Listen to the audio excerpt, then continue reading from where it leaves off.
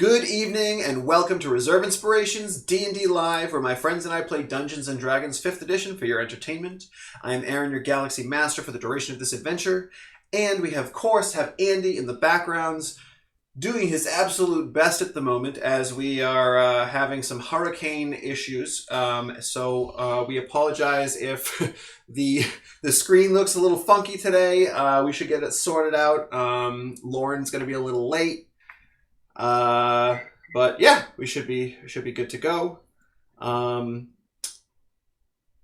Yeah, so that I was wondering because I noticed in the chat someone says we have no sound, but I don't know if that's just on their end. It could be. But anyway, I just want to make sure that we are good to go. Has that fixed itself? No? Well, we'll find out. Also playing with us this evening, I'm going to try to do it in the order that it's on the screen, is Priya as Minerva the Scourge ASMR Gloomstalker Ranger. Next to her is Mike as Zoxa Zior, the Vidalcan Divination Wizard. I'm me. And then below is Kayla. She is going to be playing Zanesi, the Protector ASMR Artificer. Next to where she is will be Lauren, hopefully at some point, once she gets on the call. She's playing Tita, the Thrycreen Way of the Iron Lung Monk. And then finally, off to the right-hand corner, we have Christina playing Plonk, the Verdun Rogue Assassin. So let's do some announcements today. We're live Mondays, 6:30 p.m. On Twitch. Videos hit YouTube on Fridays at 10 a.m. Of course, we have recap videos that you can watch, so you don't have to watch the 2.5-3 hour long videos. And also, we would appreciate it if you would please like and subscribe to our YouTube channel. It's free to do so. There's no reason why you can't. Also, leave comments below the videos. We would love to see what you guys think about everything. And for more information and updates, please visit our Facebook, Instagram, Twitter, or Tumblr. Or, Priya, our new Discord. Yeah, I was going to say, another great way to let us know what you think so far and to just stay in touch with us would be to join our Discord server. We have links to that in our Twitch as well as in our other social medias, so yeah, if you want to hang out, come talk D&D with us or just chill, feel free. And for today's Space Fact, Kayla actually sent me today's Space Fact, and y'all, did you know that Earth actually has a second moon? It's really, really tiny. It's only like 2 meters wide, so it's like the size of your couch pretty much. And it was discovered in February of this year, but like the article that Kayla sent me about it was published on November 25th because they just recently figured out that this little mini moon is like a completely natural object instead of just being like, I don't know, some junk or another satellite from Earth. But yeah, we're not going to have it for very long, though. It's getting farther away from us as the days goes on. And if something different happens and it starts getting closer, it's actually small enough that it would just burn up in the atmosphere. So we're probably not going to have it for very long. The last time we had a mini moon was in 2006. So they actually come and go a little bit. So yeah, we got more than one friend up there. Very nice. Very exciting. So we have a little bit for the game reserve today. However, just a little bit. Since Lauren has yet to join us, I need Kayla to take on the role of Lauren this evening. Oh, wow, Lauren! I didn't even realize that you had joined the call. This is exciting. No less. Oh my god. All right, well, Lauren, since you're here, I will let you take over the game reserve bit. All right, here we go. Can you believe both girls will be away so soon? First we lost Priya to college, and now Christina's joined the Navy. I know, we have so much free time on our hands. Looks like the game reserve will be seeing a lot more of us. Absolutely. I already signed us up for a D&D campaign with the owner, James, on Saturdays. Great! And I was thinking about signing us up for a few 40K events if you're interested. Sounds great to me. I'm all packed and ready to go. I'm just a little worried because a few new D&D books come out while I'll be away. Not to worry, dear. I'll be sure to have James ship the books to you as soon as they're released. Ring, ring, ring, ring. Hey, Lauren, I think your phone's ringing. Hello, Priya. How are you? I'm great, except the new Magic the Gathering Commander's box is coming out this week, and I really need it for my decks. I don't know what I'm going to do. Not to worry, sweetie. I'll be at the game reserve tomorrow to pick up Catan and Starfarers for my game night. I can order it and have James ship it to you. The game reserve is just so convenient, huh, girls? Yeah! Yeah, sure is. Wow, fantastic. Lauren, I'm so glad you could join us. I know you have to go away real quick and then maybe pop back in later, but until then. Anyway, so now that we've gotten that disaster out of the way, how dare you? That was a performance. I don't know what you're talking about. No, that was beautiful. Beautiful performance. Thank you so much, Kayla, for stepping in as Lauren. I wasn't here. What do you mean? What? On that note, I think it might be time for a recap from last week's episode. So, last time on Reserve Inspirations D&D, Zanesi woke up from her coma in the presence of Zaxa and Vunisa. They quickly informed Minerva, who left Madame Fairchild's house with great haste to see her friend. Meanwhile, Plonk and Tita were captured and knocked out by 2 Planetar guards tending to Tzadkiel's estate. They awoke in a bright white dream state, initiated by Tzadkiel himself to interrogate the intruders. Plonk found it difficult to lie or stretch the truth, as Tzadkiel, being a celestial solar, could tell when she was trying to be deceptive.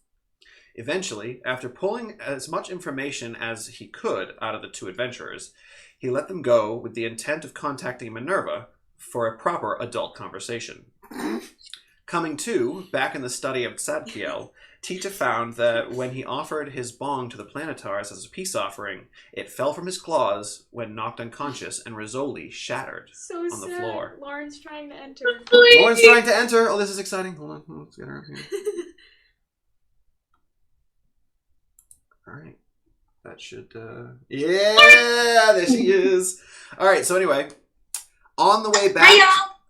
Hi, Hello. On the way back to the hideout, the face-carved stone Tita found on the Halo ship began to buzz in his bag. Eventually, Plonk picked it up, and when she did, a message came through. Halo ship, I haven't heard from you in a while. What's going on? Not knowing what was going on, Plonk tossed the stone back into Tita's bag.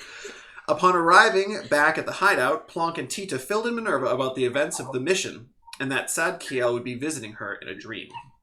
Over the last couple weeks, Plonk has been receiving strange messages in her head from some other entity. They continue to let her know that they are coming for her and are close by. Once the group reunites at their new base, Cooper catches up with Zanesi and wishes for her to help prepare the ship when she feels ready. Minerva, once back from Madame Fairchild, sits with Zanesi as well and fills her in on recent events of the Halo ship and that both Olve and her best friend Anlam had passed and that no one knows where Modron is. Zaxa and Vanessa began to look into the possible whereabouts of additional missing and unexplored sections of the Halo ship in hopes they would find Modron there. After the day calmed down, everyone went to sleep, and Minerva was visited by Tzadkiel. Minerva revealed that the god Tyr was the party interested in looking into Tzadkiel's motives surrounding the collapse of the elemental chaos. He claims he will speak to Tyr himself and clear his own name. Minerva agrees as long as Diambra and her party get paid for their work. She relays this information to the party and lets them know of a new job that Madame Fairchild has offered her under the waves of Muspelheim. The party splits to prepare for the new mission. Minerva, Plonk, and Tita left for Madame Fairchild's villa to accept the job and for more information on the artifact in question. Diambra offered to stay behind with Zanesi and keep her safe, leaving Zaxa and Vanessa to travel to Muspelheim to acquire diving helmets. And that, my friends, is where we will pick up today. So excited Tita's here. However, Tita, you need to slide way to your right. Yes, you don't know her directions. I'm working on it. You told me to move to the right. I moved to the right. You said the other side. No, So what are you going to do? you took this. your camera to the right, and then I said wrong way, and then you moved to the left and made it worse. So turn the camera. What am I doing? Am I good? Am I not good? Definitely not good. More. You want to be all the way toward the edge of your screen. Well, then I have to move, because otherwise you're going to be seeing, like, my rack of chips. You don't need to see my rack of chips. Well, I'll let you figure that out. We're not going to start with Tita anyway. So... Are we good? No, other side. Dude! The other side of your frame. Technical difficulties, Good, everyone. stay there, Thanks so don't much move. for... don't move! Alright, so anyway, we will start with Zaxa and Vunisa, who are heading down to the lowest level of Isgard Prime Mountain, where the waves lap upon the shore. And that is where we're going to start with that. Do you have any suggestions or anything you'd like to do on the way down, Zaxa? I do not have the spell. What spell? Suggestion. Oh. Suggestions to Vanessa? Or just as anything you want to talk about on the way. Not that I know of. I already talked to her about the spells and if she has a specific god or goddess that she worships, because I wanted to know about that. True. Well, okay.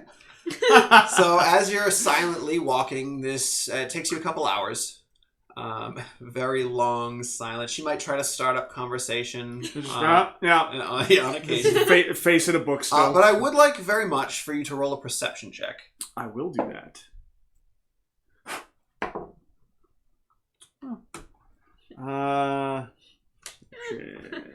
11 plus 1, 12. 12, okay. It's not anything crazy that you wouldn't be able to see. But as you are making your way down the mountain, kind of, swirling down, taking stairwells and whatnot, you can see, obviously, Muspelheim in its full splendor ahead of you. This beautiful crystal-like water shimmering in the celestial sun. And you can see kind of spotting, the sky around these floating islands that that your ships are docked on. One in particular catches your eye at the moment, as there are great fireworks just like exploding all around. And you see in bright red letters, "Come visit my ship shop." And you can see that pretty much there's only one ship on this little floating island, and it is one that is familiar to you. You would recognize it from early on in your adventures as Kravikov's ship shop, and he has his ship set up on one of those little floating islands. But the day is yours. Would you like to continue on to Muspelheim or stop by Kravikov? What time of day is it right now? It's pretty early in the morning. You all awoke. Oh, which, by the way, one retcon situation, Minerva, when you woke this morning, you felt this surge. It's almost like a shock, but a surge of energy that starts at your face beneath your mask and just kind of flows through down your neck and torso, out through your arms and limbs and legs, out to your fingers and toes. And it's not painful, but it's definitely, it wakes you up, that's for sure. It's like a jolt, and you feel and you understand in your mind that your mask has its charge back. You can utilize your mask once more. It has been 7 days since you last used it. Very cool. Okay, so back to this situation. I just remembered because you woke up in the morning and I was like, oh! It's a new day. Did I re-roll for a portrait? Oh, I don't believe you Is did. that a new one? Okay, let me just re-roll anyway. Portraits. I already used that one. Let me know what you get. Let's do these two. A 10, which is honestly kind of useless in a portrait. Generally, yes. And a 17. Ooh, very good. Okay. So Vanessa kind of, as you're walking, kind of elbows you and points out. She's like, wow, what a big display. Yes, he has good wares. We've been to his shop before. Oh. Should we stop by before heading down to Muspelheim? I think that would be best. We might find something that would help us on the way. Absolutely. That's definitely a possibility. I say we stop real quick and then make our way down. Agreed. All right. There's located. Agreed. Usually, Zaxa never takes my bait, so I wasn't ready for this. All right. Just That's no, fair. no. Let's keep going. Yeah. So you get to the cliff edge where you can see a skiff kind of waiting. And there is an Asamar there. And he says, "Are you heading over to Kravikov's ship shop?" Yes. Well, it's a free fare. You, Oh. please come aboard and I'll take you right over. Well, he must be paying you well. He just looks as... He's not paying me, he just paid for the fares. Never mind. And he whisks you off over to the small island. And it's probably one of the smaller of the floating islands that you've seen, but his ship is the only one on there, which makes it look kind of big. So as you land on the smaller island, the skiff driver just kind of says, "All right, you're good to go." Thank you. And you can head over to the shop. Perfect. You see this massive steel-looking metal ship. It looks very, I wouldn't say run down, but it definitely doesn't look new or, like someone rich probably isn't the one driving this. But you never know.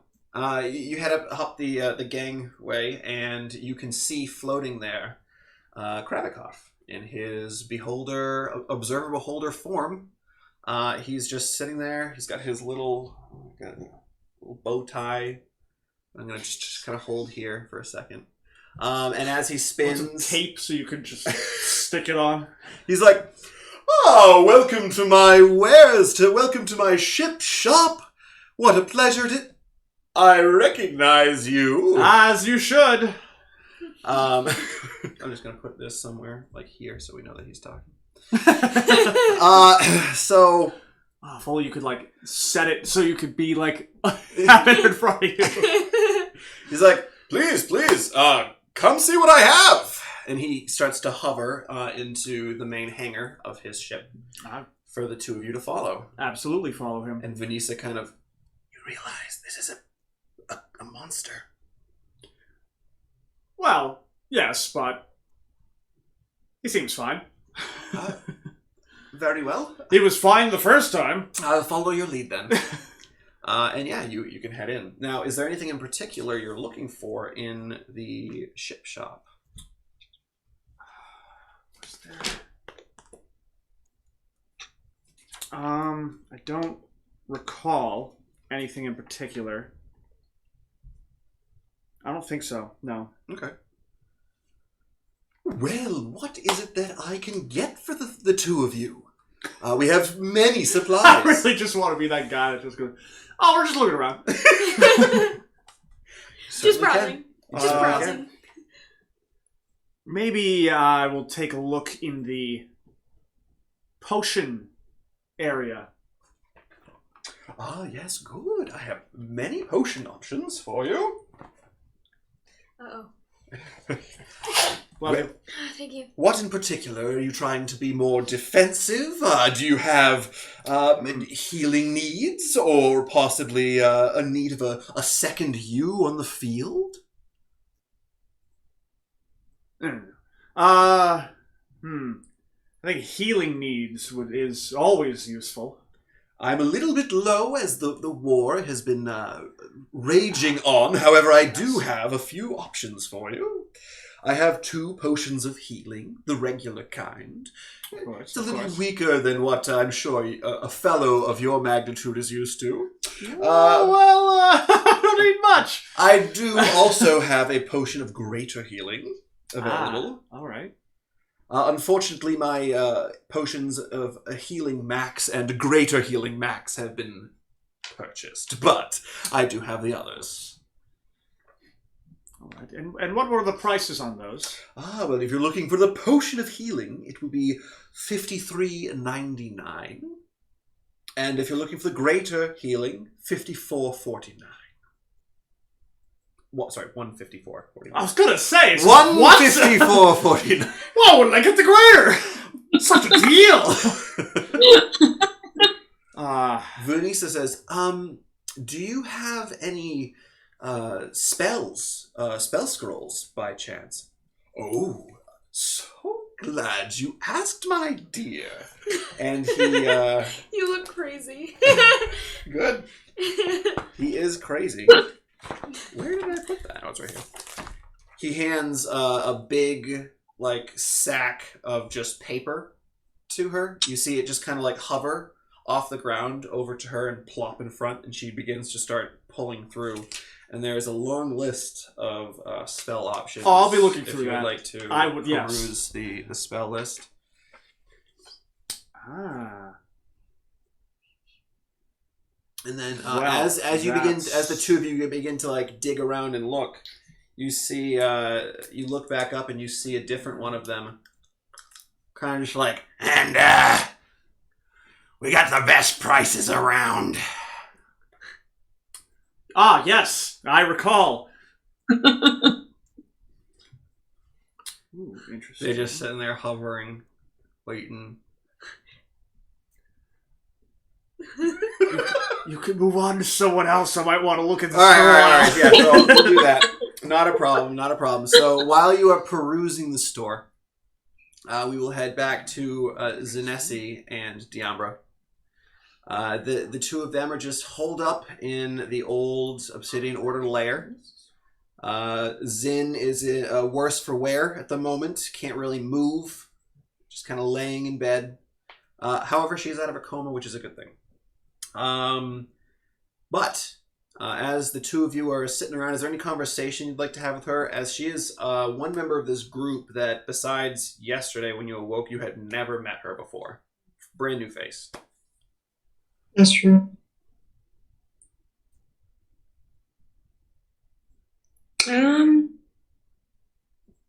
I don't know, maybe like some backstory, like so like kind of just like how did she like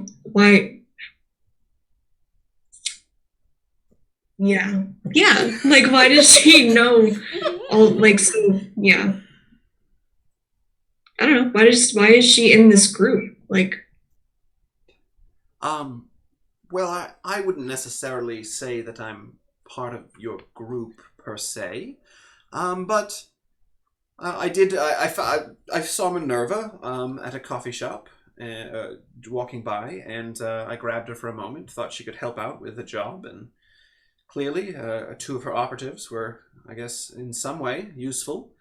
And the job has completed itself, so she was quite useful, and so was your group. Which ones were the useful I plan on ones? sticking around for a bit, but if Tyr calls me away, then I will most certainly follow his orders. so how did you know Minerva in the first place? Oh, well, funny thing is, we actually, well, she had a job that she was doing, and I was patrolling, and I was in a skirmish in my ship, and my ship crash landed on the asteroid that she was hunting on. She found me, saved me, and I helped her through the very dangerous obstacles we had to traverse to find the artifact she was looking for, and together we made a pretty good team. So I would say that's where our friendship, if you would say, blossomed. But I didn't see her much after that. It was just a short time. But it was nice to see her again, and it's been nice spending time with this group. I'm usually alone. Has it been nice? So all right, well, cool. This conversation is kind of interrupted. You hear like a sound, and you're like, "What the?" You start trying to look around. Diambra kind of looks, and you see coming through the illusory doorway is Kubrick. He is dragging something. He's trying to like pull it, like he's facing it, but trying to like walk backwards with it. So you can't really make it out. But he eventually makes his way almost to the ledge, and he's like, "Hey, Diambra, any chance you could help me out here?" She's like, well, I yes, of course. And she heads down there. And a moment later, Zanessa, you see Kubrick and Diambra carrying up this chair. All right. This chair, it has 4 wheels at the bottom.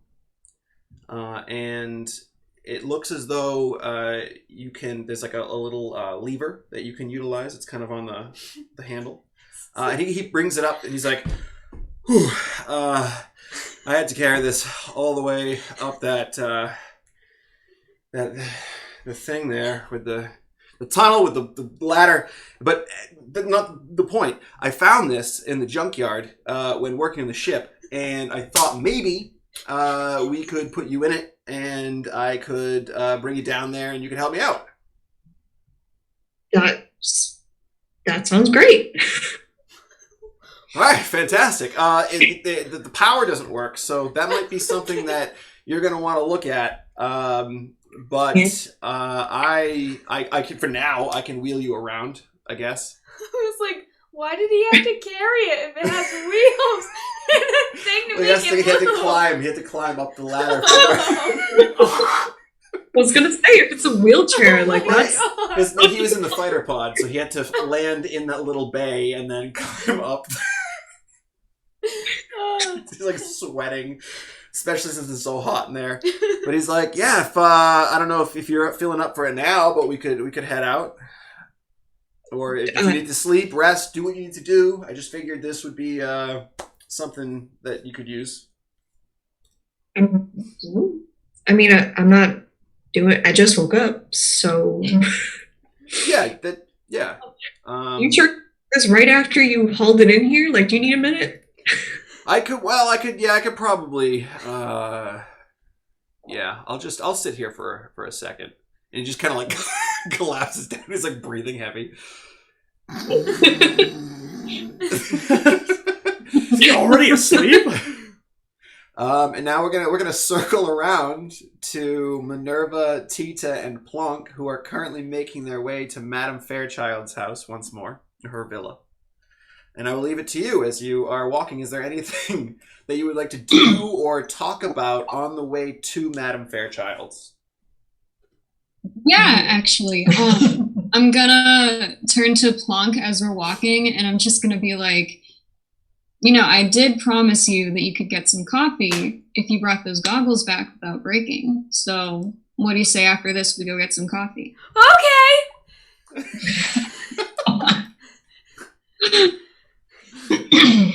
Cool. And I will point out that as you are moving through the streets and whatnot, you see almost no ASMR. There's like none around, as this is rest day. So the majority of the inhabitants of Isgard are sleeping, resting, but there are a ton of Triton around. And a lot of them, you see them cleaning up from the previous evening's festivities. It was surprising that Zaxa even saw an ASMR on the skiff. Oh, yeah. But maybe special hire. We shall see. But you see these Triton as you walk through, and they're just cleaning up as you move around, and you make your way up. I think Madame Fairchild is a little bit down the mountain. Okay. And yes, you continue on. So you can absolutely stop by a coffee shop. You can mark a credit off your credit chip there, Minerva. All right. I don't get one. All right, and I suppose I can get you one too. What kind? Cinnamon. Yeah. I'll get coffees for Plonk and Tita.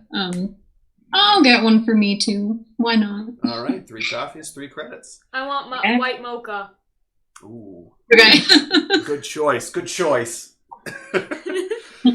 All right.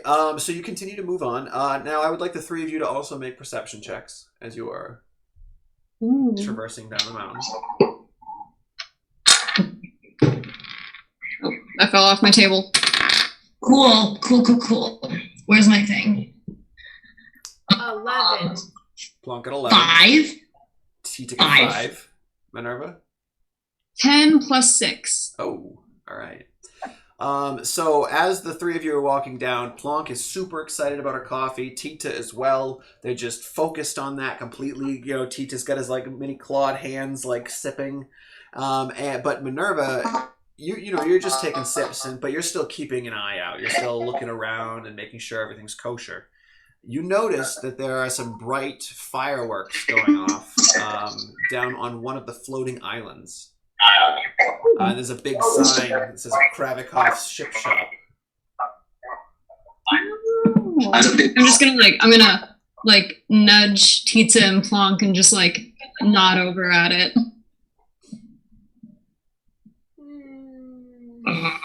Well, I believe, if I remember correctly, Tita did not go into Kravikov's Ship Shop the first time.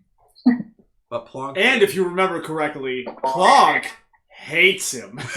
Yeah. Yeah. Yep. All right. So I'm assuming that you're going to stay on track and continue heading to Madame Fairchild's for now? I think so, yeah. Hold on.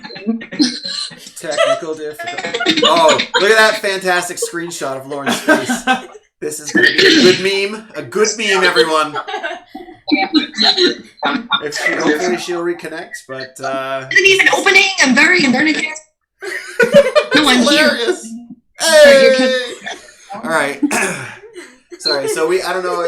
Those who are viewing this right now, we are currently having a very powerful storm, and I know people's electricity have been flickering as well. So this should be interesting. We may lose some people, but anyway, regardless, the three of you make your way to Madame Fairchild's villa, and you head up. I'm assuming you're planning on knocking on the door, Minerva. Yeah. Wait, we're already there? Oh, you have other things to talk about? Sure, yeah, by all means. Yeah, I do have other things I want to talk about. Okay. Rude. Go for it. It's so rude of Aaron that you guys are fast. We got our No. I wanted to ask Plonk about the stone thing while we were with Minerva. So, Okay. the little talking stone thing. Sure. Because it's a new day and I can use it again. So, Absolutely. So Plonk, Yeah? can you tell Minerva again what that message was when my rock was talking to you? It was I forgot the exact words that it was.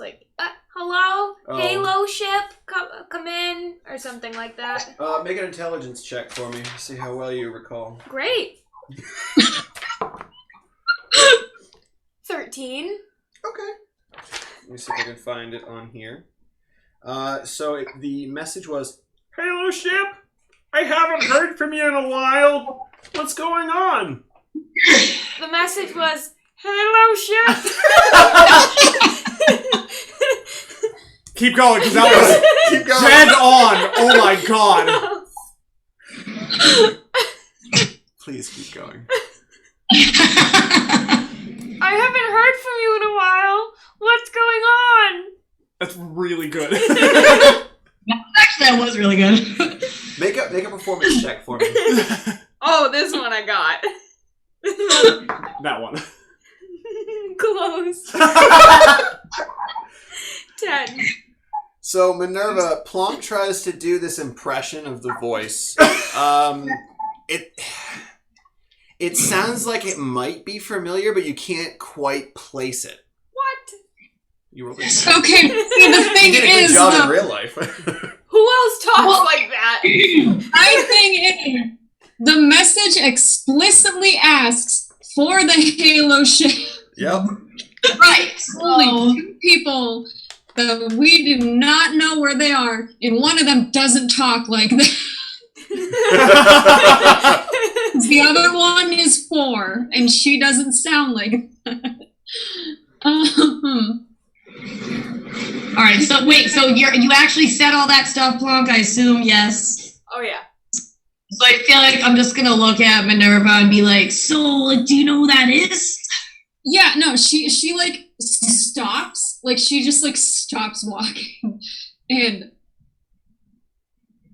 it's like, Plunk, do you know who was speaking? No. No, and then we tried to talk back, and then it didn't work because Zatsu said we can only do it once each way per day. Okay, has he has this person reached out to you again at all today? Like, could we try it again? No, yeah, that's why I'm asking, because I want to know what to ask. We can only talk to him once today, so if you know who it is, then you need to decide what we're going to say.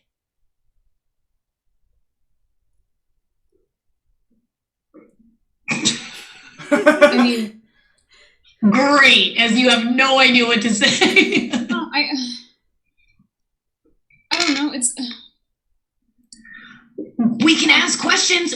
He hasn't said anything to us, so we can say something and he can say something back, but then we can't talk to him again until tomorrow. so it's only like once a day, like one exchange a day. Yeah. And it's limited. We can only, it's like a tweet, girl. We're only allowed to say 25 words.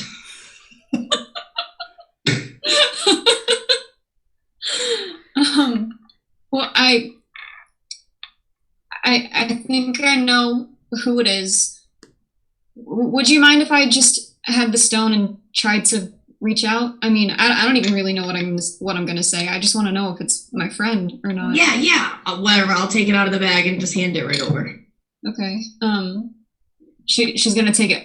Tita, did you say how much? Yeah, you said like 25 words, right? 25. Yeah, it's 25 words. Like each side, like each person can say 25 per day. So like we can say 25 right now, and then he could say 25 back, and then that's it. We can't answer again until tomorrow. Okay. All right.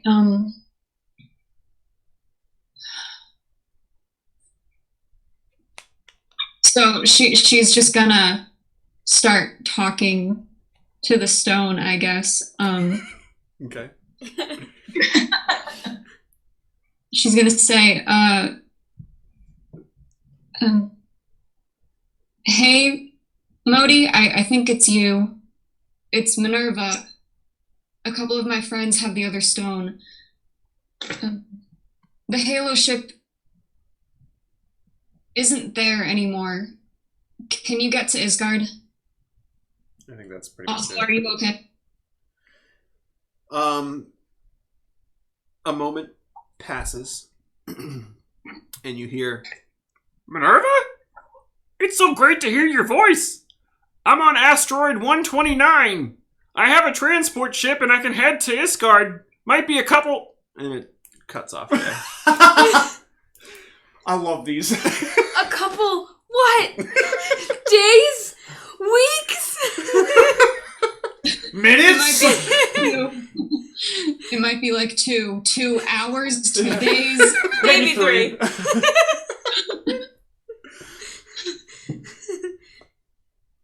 So that's what you hear. Take it as you will.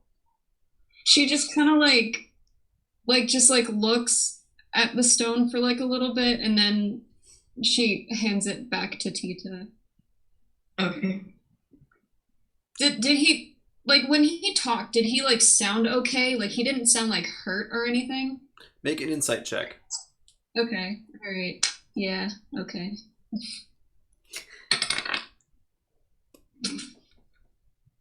That's a 2 plus 3. Very hard to make out. His voice is kind of shaky normally, and high pitched, so it's hard to discern just by his voice how he's feeling. But yeah, you're not really sure. It didn't seem stressful per se, but who knows? That means All he's right, dying. She just kind of like, she hands the stone back, and then she just looks up, and then she looks back at Plonk and Tita, and she's like, I thought he was Dead? that's my best friend. So it's I good, thought- right? I thought he was dead. We didn't find him on the ship. Oh my, Well, where is he? he's on an asteroid somewhere, but Find him? I told him to come here. It sounds like he has a ship, so I don't know how long it's going to take him to get here, though, but... I just like the fact that he goes, I'm on asteroid 129. It's like, what, did he count them? Like, what are you talking about? No, Michael, there's a welcome sign that says welcome. How do you know? You're not there.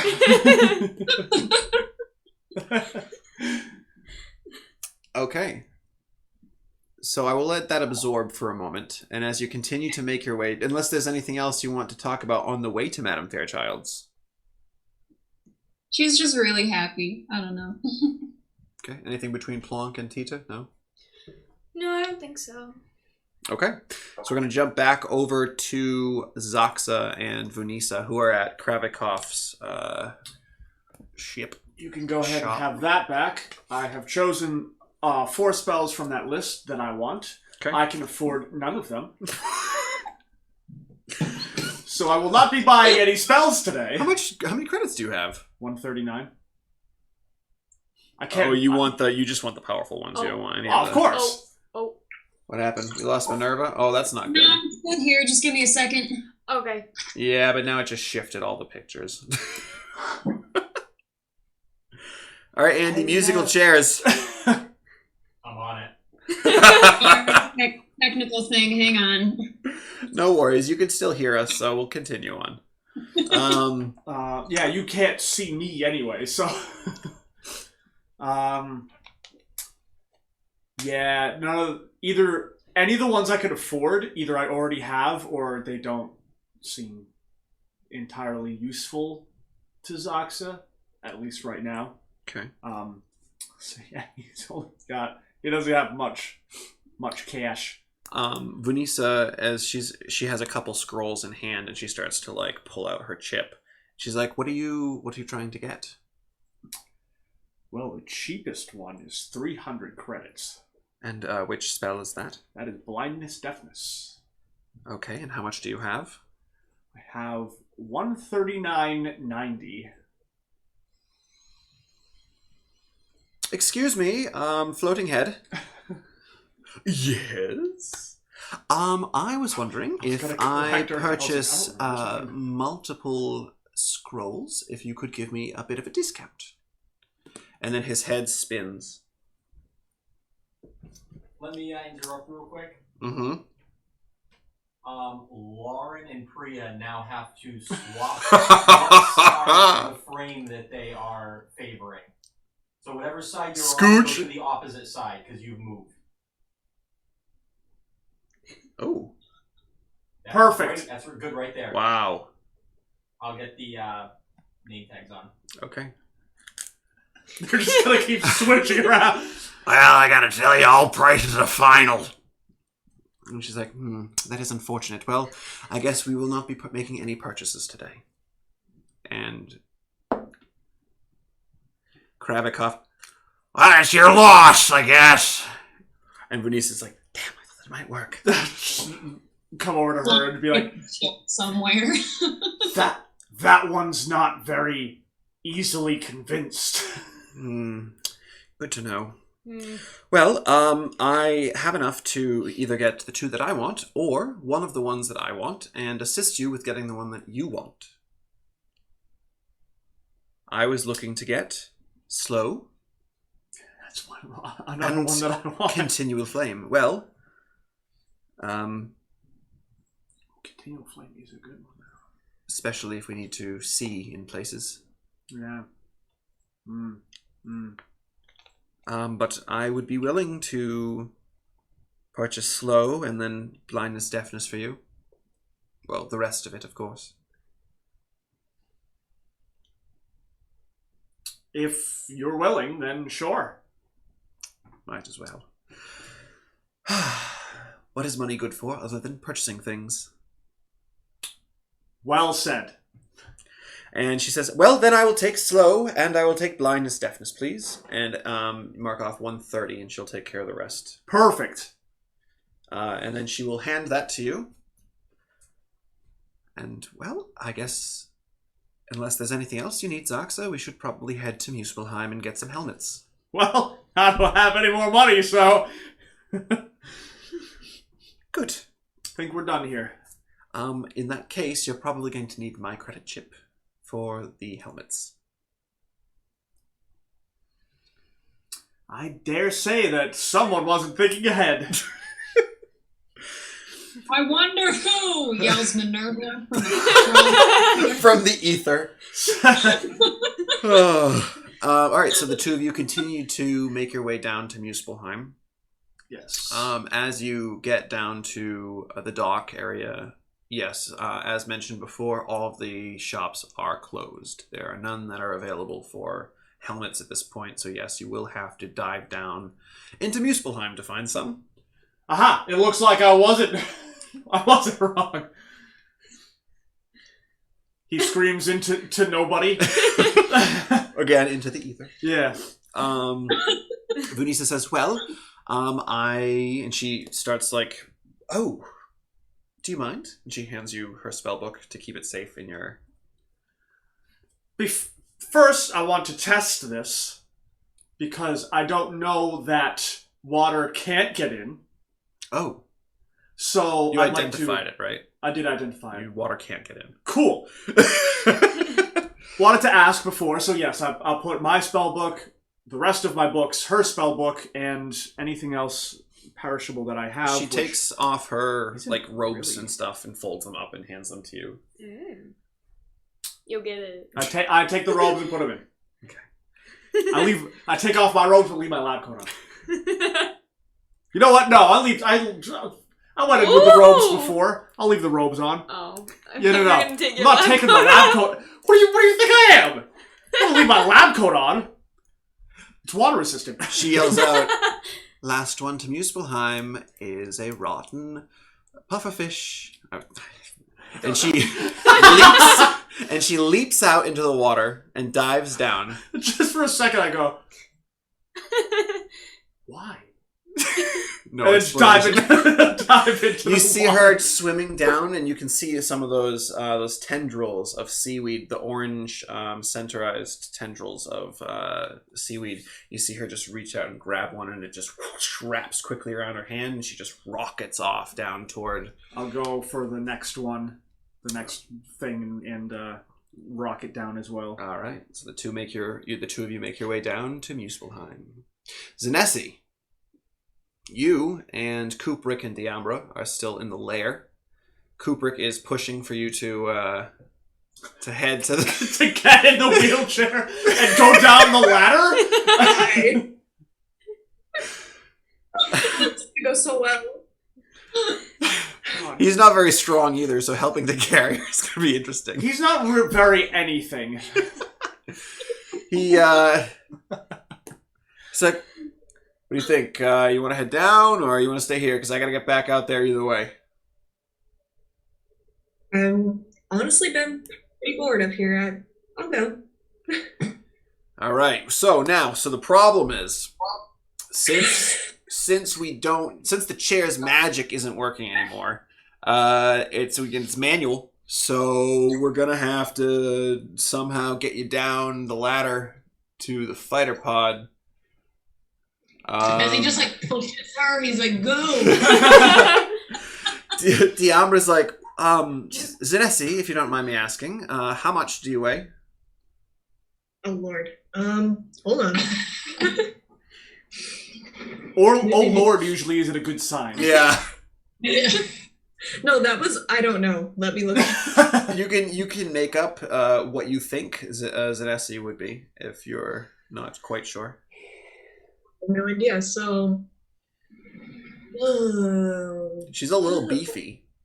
yeah, she's She thick. I don't know. I mean, yeah, when you say beefy, like, She's got muscle. Her strength is -1. She's got tone. She looks like she has muscle. it's just a facade. It's like those Western towns that are just like the front, and then it's like sticks in the back holding it up. Oh, I have no idea. We'll call it the 150 maybe. Diambra's like, Well, I can probably try to fireman's carry you down there if that's what you'd like to do. Seems safer than wheeling something down a ladder. Cooper's like, well, I can, no problem. I should be able to get the chair down there again. I probably should have thought about that before lugging it all the way up here. But I will do that. And, yeah. Diamber, you coming too? She's like, I suppose. I don't really know much about ships. I can barely even fly one, but I would be happy to join you, sure, for the company. Something for you to do. Maybe you could hold a flashlight or something. I can probably do that, yes. So the three of you begin to make your way down, and with the strength check that Diamber rolled, no problem. She can throw you over her shoulder and one-arm it all the way down the ladder.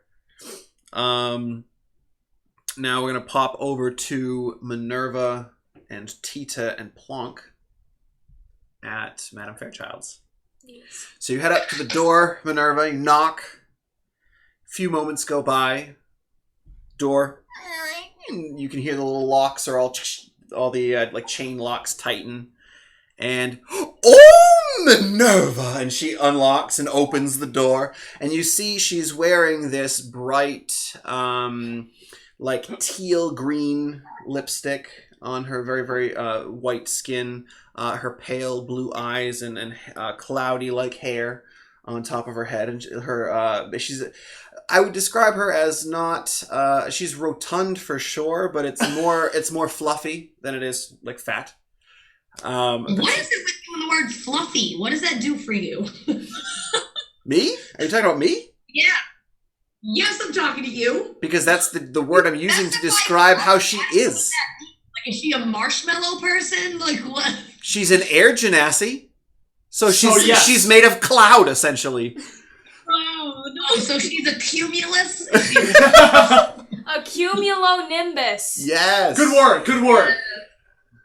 So she's like, well, Minerva, oh, and you brought your two friends. How wonderful. And she opens up the door. Please, come in. Thank you. Yeah, they wanted to see you again. I've decided that I'm so I would like pleased. to. I want to accept your job if you'll still have me do it. Absolutely. Yeah, I was what we're starting to look into other people, but I'm so glad that you've decided to take it, Minerva. Of course. Wait, where are we? Are we in the house? Like in the entrance? Yeah, you're kind of standing in the foyer. She's invited you in. She hasn't motioned for you to sit at her low, flat chairs yet. I But just wanted to know if that thing I stole sand from the last time was next to me at all. Because if it was, I was going to try to take more. next to you, no, it's across the room from the door. Okay. It's like All right. it's like a display piece in the corner of the room. It's about 20 feet away. Okay. Oh, yeah, the foyer is fairly large. But yeah, as you all kind of step in, she's like, oh, please have a seat. I would love to tell you all about the job, or at least everything that I know about. Alright, so can I meander and just look like I'm like totally interested in all of the weird things she has and then make my way over to the sand table? Absolutely. Make a stealth check. Try to be inconspicuous.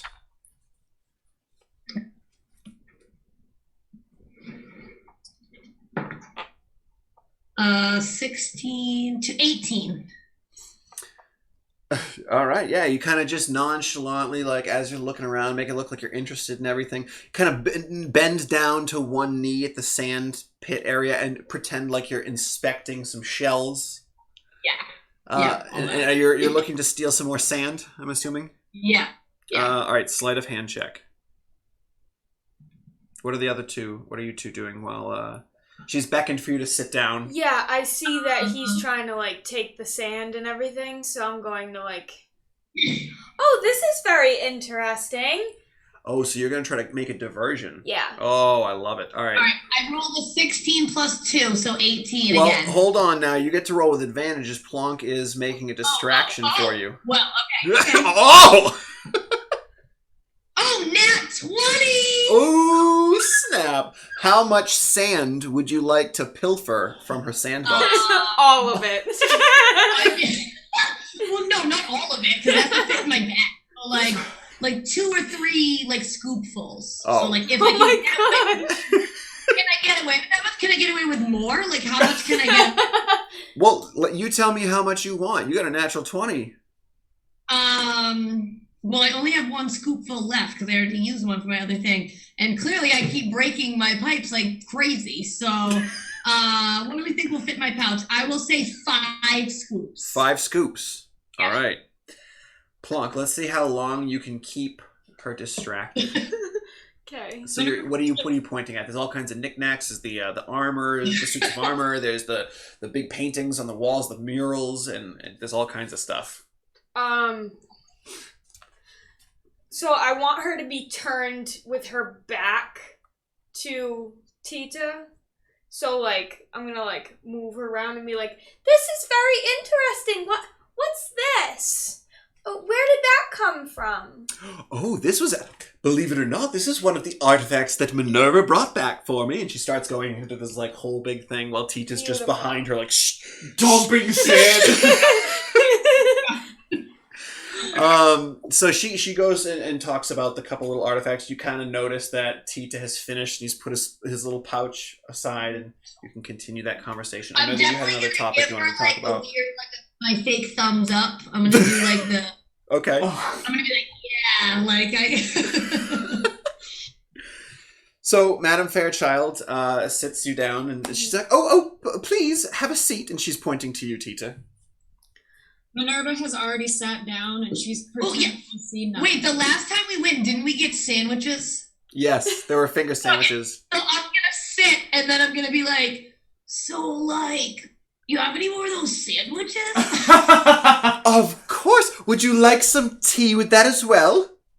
I would love some tea with that as well. Absolutely. Can I get anyone else anything? Well, if you're making it, I'll have some too, please. Of course. And for you, Minerva?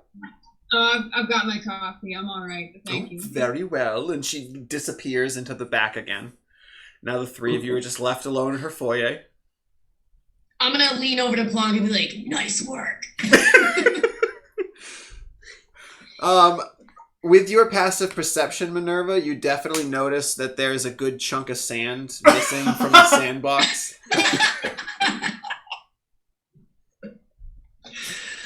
Yeah. It's inevitable. I mean, maybe while she's gone, I go and like whoosh it around so it looks even. Like there's not a divot. Like I try to spread it out. So She has one of those mini rakes off to the side, too. Yeah, raking it like those little like. Yeah. I imagine from what he took last time. Garden, I'm just gonna I'll like look back and be like, "You need help with that, Tita?" I got it. And then I'll just break it a little.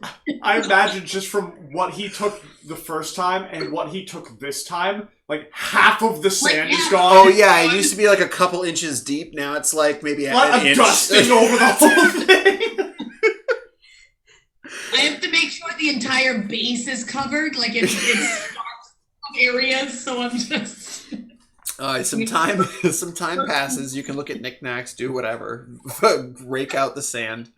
And she will make her way back in momentarily. She has a teapot and some cups and finger sandwiches. She's like, "I wasn't sure if you wanted finger sandwiches or crumpets, so I brought both." And she starts handing that out to everyone. But she's like, but should we get down to business? Yes, that would be. Before we do, can I just ask you a little bit? Of course, yeah. What is on your mind, young one? Ask you a little bit. It works. Just roll it. Okay. I was wondering if you knew anything about cold gods and goddesses and things. Oh, well, as a matter of fact, I do. I'm well versed. I'm well versed in deities, whether they are from this sector of the galaxy or far. I usually get tomes and books from all over and read through. So I am familiar with at least one deity. She's a bit fickle. Her name is Oril. But she is, she can be harsh and cold, in not just chilly cold, but I get it. but she kind of Yeah. controls the cold and the darkness and some sorts of air. One of my favorites is air, of course. And she points to a couple busts that she has off to the side. These are some of the goddesses of air and wind, and she's just going on and on. But she says, if you are looking for something more on Oril, you would probably have to head to the 9 Hells, my dear. I thought you were about to say the library. The 9... Little bit of a difference. Generally, the inhabitants of the 9 Hells dote upon her. Others dote upon her through fear, but they love her. I believe it is, if I remember correctly, the 7th layer of Hell. It's quite cold.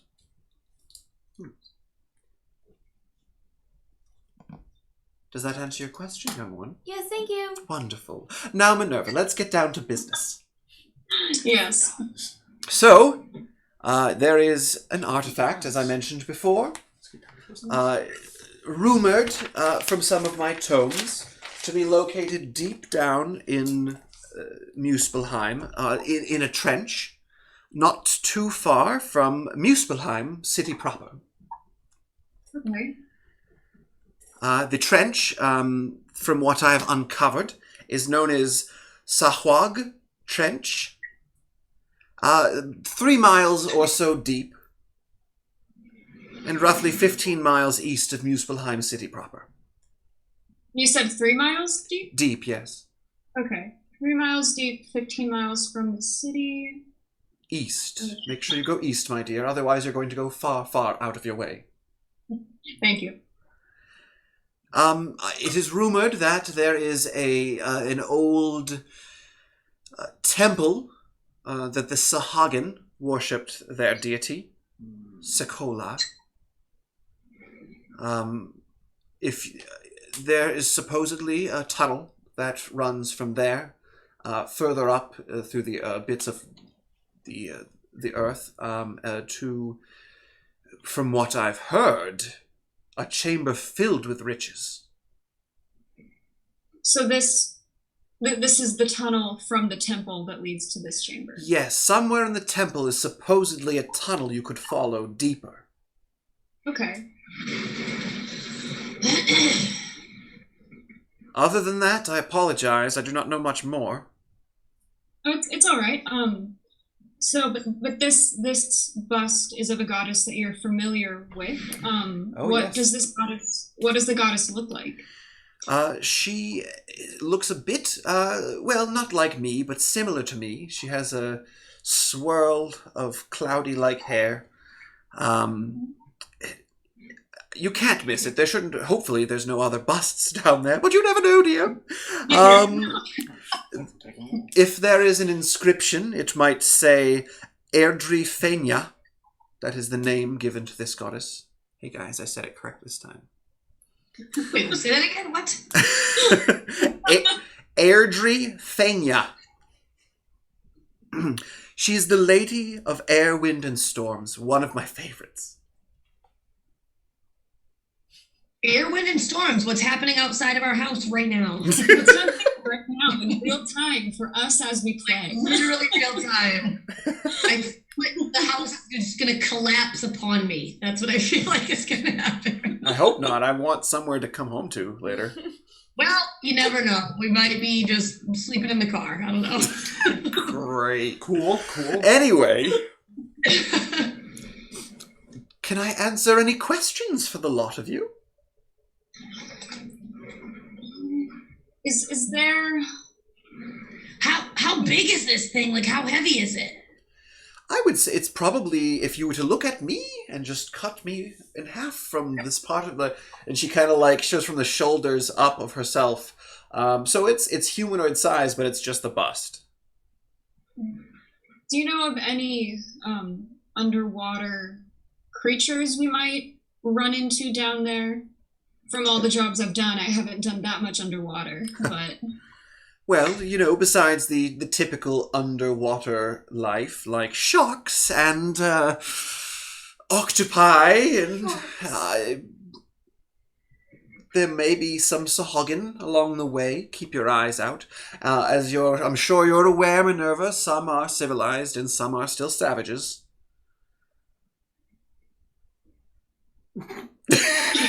Definitely aware. Absolutely, she is aware of so much. And obviously, Minerva, any expenses for this job, keep track, and I will be sure to reimburse you upon your return. Thank you very much. That's very kind. Make sure to have the itemized list like you usually do. I appreciate that. Will do. We better watch out. Coffee's about to be going on that list. No. I Okay. was kidding. Anything else you would like to say or do with Madame Fairchild? I think I'm all set. I think I'll probably just say, well, we'll get it done as soon as we can. We should be back, in a little bit. Lovely, my dear. Thank you so much for coming back and taking the job. I would have been so hard-pressed to have to look for another person to locate my artifact. Well, thank you for offering it to me first. We'll do our best. Of course. Thank you so much again.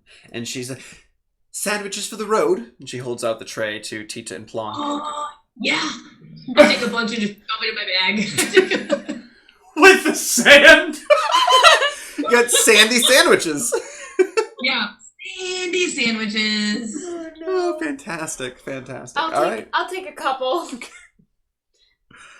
So the group of you end up leaving Madame Fairchild's.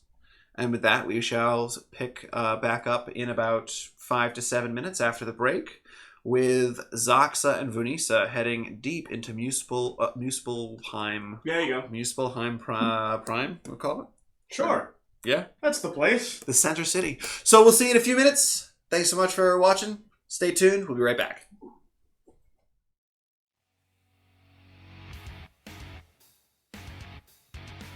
What do you want to know about me exactly? My name is Minerva, I come from the planet Isgard, and I'm very good at finding things. That's about it. Alright, fine. I'll explain a little bit more. I'm not necessarily a bounty hunter, but I do travel across the galaxy in pursuit of different targets. The galaxy is a very big place. There are many wondrous things, of course, but with the good sometimes comes the bad. I eliminate the bad before it becomes a larger problem. I work for an organization called the Galactic Utility Intelligence Logistics Task Force, also known as GILT. Great name, huh? We're a rather undercover group, inconspicuously keeping watch over the many planets, pinpointing any threats that may arise and disrupt the safety of civilians. The majority of GILT is essentially a surveillance system that relays information back to our leader. However, when a threat to the people does arise, be it an angry monstrosity or an ancient fiend, that's when my team intervenes.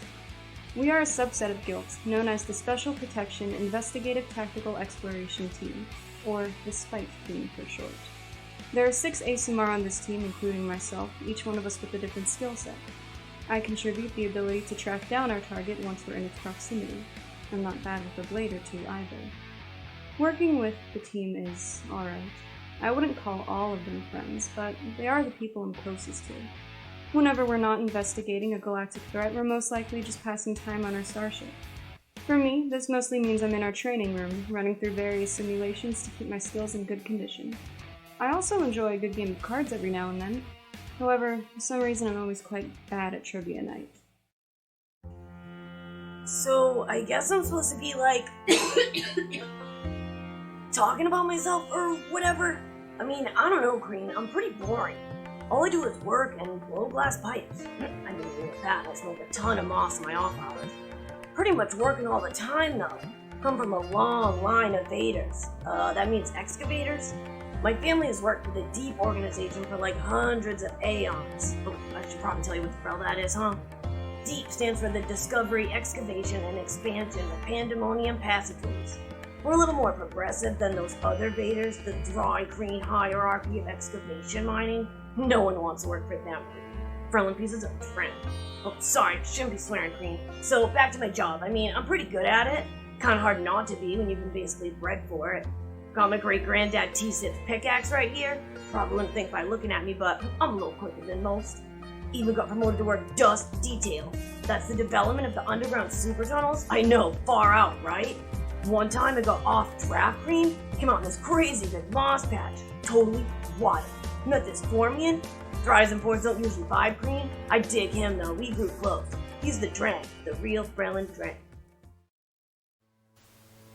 Growing up, I lived in a small clan of Verdun. My ancestors were goblins who left their planet to live amongst elven communities. The relocation was hard for them. It took a while getting used to their new planet, but once they got the hang of farming, it was all uphill from there. I was never as good of a farmer as they were, though. All I wanted to do was play. Hide and seek or squink. It's kind of like capture the flanc. Those are my favorite. I love the adrenaline I get from a good hunt. Waking up to your farmhouse engulfed in flames in the middle of the night, all you can do is run. When my village of Mindroktau was destroyed by a swarm of ravenous pixies, I had no idea if I would even survive. Racing out of my smoke-filled home I grew up in, I ran straight to the barn. Mama always taught me to keep a pack of supplies ready in case anything happened. Just grab your pack and go, she'd always say. So I did, and a good thing that I did too. Disappearing quickly was what saved my life. Since then, I've lost all contact with my family. I don't even know if they're alive. The small group of us that got out went to live in the closest elven city, Mithrandane. This is my home now, and I have to say, it was tough getting accustomed to the way of life here. They're not a farming community, so it was hard to find work. I didn't know what I was good at.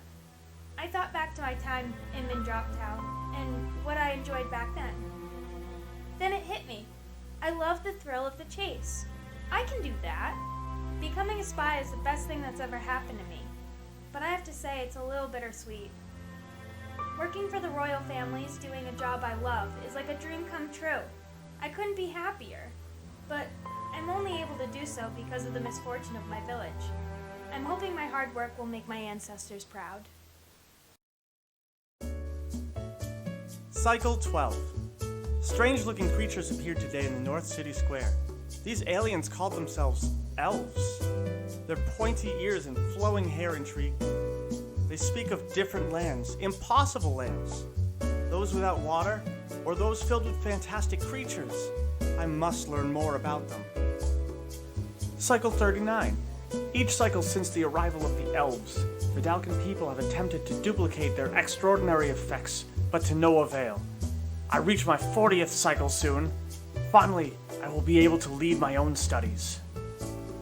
Cycle 66. Without the elves' odd tricks, we have now resorted to building our own way to travel to other planets. The technology they seem to have is many cycles out of our reach. Even so, I believe there are other ways off this planet. Cycle 100. My excavation begins today at Zirathu City ruins. Managing to rope in both Vudila and Zixat into my hypothesis, I have much to discover. Not even the elves know what lies beyond the impossible depths. I know I will find answers there.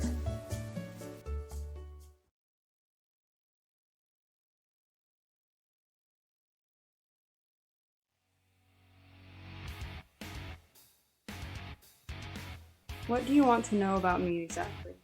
My name is Minerva, I come from the planet Isgard, and I'm very good at finding things. That's about it.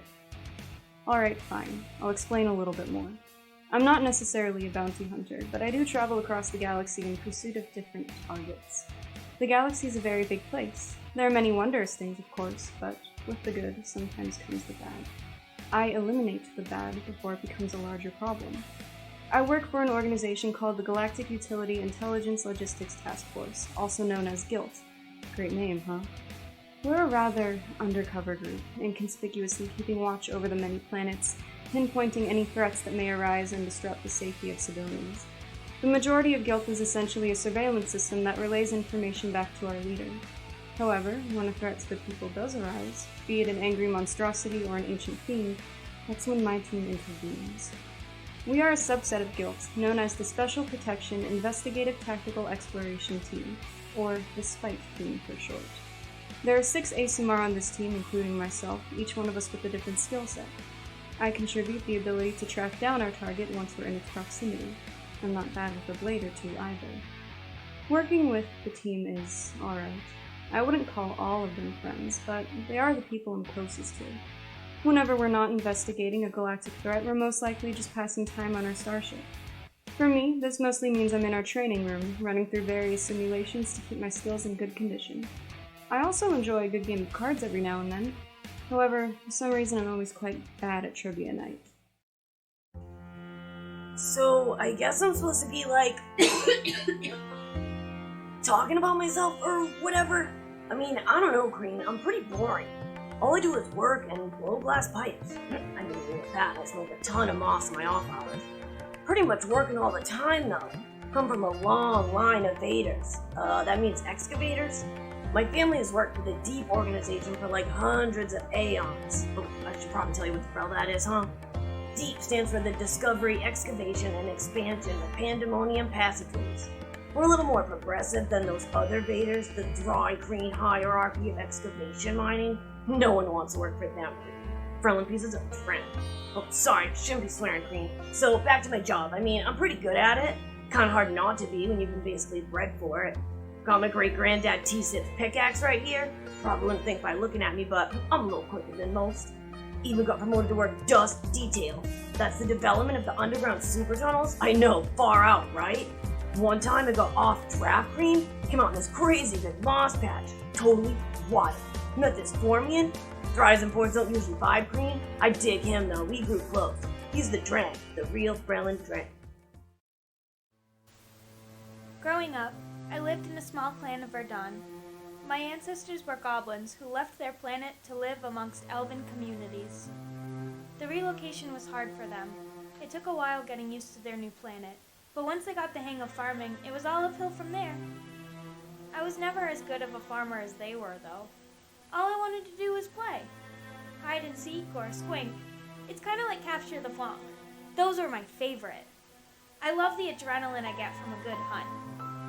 Waking up to your farmhouse engulfed in flames in the middle of the night, all you can do is run. When my village of Mindroktau was destroyed by a swarm of ravenous pixies, I had no idea if I would even survive.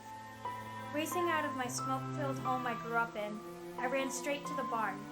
Mama always taught me to keep a pack of supplies ready in case anything happened. Just grab your pack and go, she'd always say. So I did, and a good thing that I did too. Disappearing quickly was what saved my life. Since then, I've lost all contact with my family. I don't even know if they're alive. The small group of us that got out went to live in the closest elven city, Mithrandane. This is my home now, and I have to say, it was tough getting accustomed to the way. And welcome back. So, after that lovely little break we had, we're going to jump to Zaxa and Vanessa, who have dove into Muspelheim, grabbed onto some seaweed tendrils, and are being rocketing toward Muspelheim proper. As the two of you begin to, the vines begin to slow as you approach your destination. And Zaxa, you do appear in a different place of the city than you did the first time. As the first time, you swam the whole way and have no idea where the vines brought you to, or would have brought you to. But the vines bring you down, and it's kind of to a centralized point in the city. There's a massive, if you would, garden in the center of the city with these long tendrils that just extend up to the surface entirely, right in the center of the city. And as the two of you land down, you can see the streets are not super busy.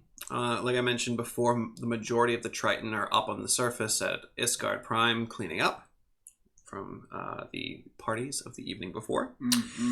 But yeah, there are a few, you do see a few Tritons, maybe a Sahagin here and there kind of roaming the streets. On a very rare occasion, you might see a water genasi.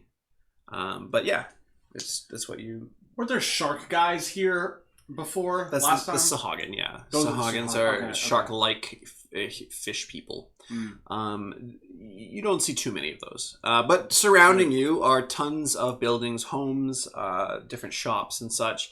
And they're all constructed out of large chunks, like I mentioned many episodes ago. Large chunks of coral and shells. Mm-hmm. And they're they kind of are lifted off the ground and held aloft by chains that dig into the ground below. So pretty much every structure here is kind of floating. Which I think is really cool. Yeah, they have, and the ground itself is pretty much just seaweed. It's green pretty much everywhere. So like if you were to touch down, it'd be really slimy. You wouldn't be able to see where you're touching down because everyone here pretty much swims. So everyone stays aloft in that in that way. But the two of you, Vanessa kind of motions to you and she says, so what's the plan? You need to get helmets. I was thinking maybe while I was down here, I could stop by and speak to that gentleman you told me about. No. Yes, I could show you where I found him last. Very good. No guarantee that he'll still be there. Well, it's been quite a while. As a mail carrier, I'm sure he's in and out quite often. Yes. But if I can get him to take me to, at the very least, Arborea, then maybe I can try to find a way to get to Vidalk. Yes. So if you don't mind, if you could point out the building at the very least, I'll make my way there and you can get the helmets. And she kind of tosses her chip to you. Toss it. Just toss it. Like, yeah, just slowly. You're just, yeah, I'll take that.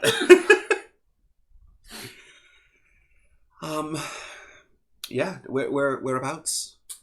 It was the inn, correct? Like it's like a billiard hall. The Rollick Sphere was the name of the place.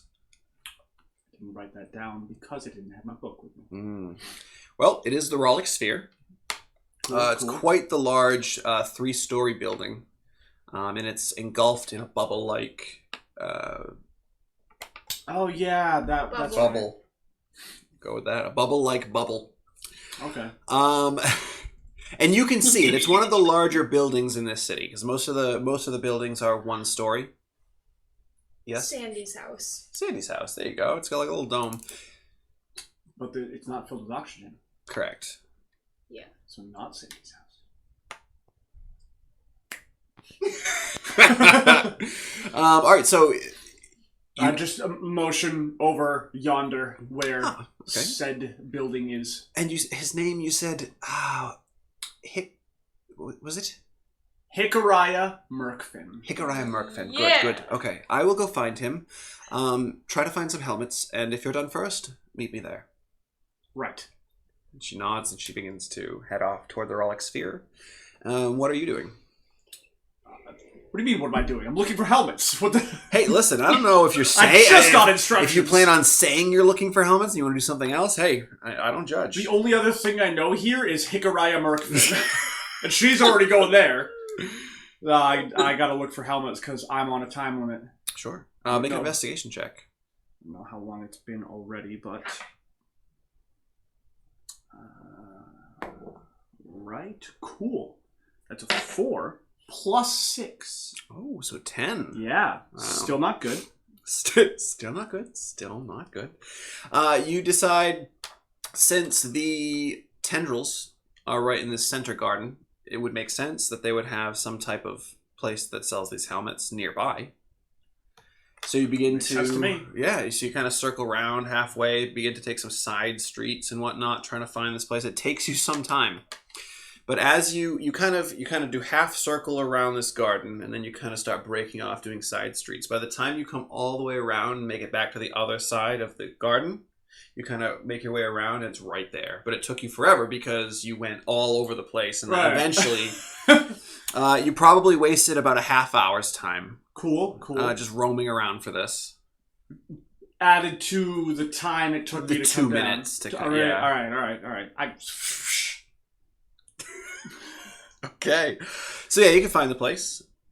Is there a purveyor of sorts at the helmet store? Well, you can head inside and find out. I will do that. Okay. So you head inside, and yes, there is a Triton that is working there. This one, a bit older, You can see some of the scales are beginning to gray and like kind of fall off in places. Big pot belly, eating too much krill. But yeah, he kind of like looks up. Oh God, this is gonna be immense already. Yeah, looking for some equipment. Yes, sir. Good. What do you need? I've been told that there are helmets that help one to breathe. Yes, they do, yes. And he begins to turn. How many helmets? For now, 2 will do. 2. Yes. Alright. Turns around. You hear like some slight jingling, glass kind of clattering against one another. He kind of pulls out these 2 helmets. You looking to buy them or just rent them? Oh. How long would I be able to rent them for? It's up to you. It is. You want 1 day? You want 2 days? 3 days? 4 days? 5? Your choice. I get it. All right. Oh, God. We'll rent them for the 1 day for now. Well, fair enough. If you don't return with them after 1 day, there will be late fees. Kind of turns Noted. again. He puts the 2 helmets. Like, both of you, your size. Is she my size? Yeah, pretty much. Okay. Just like medium size? Yeah. Yes.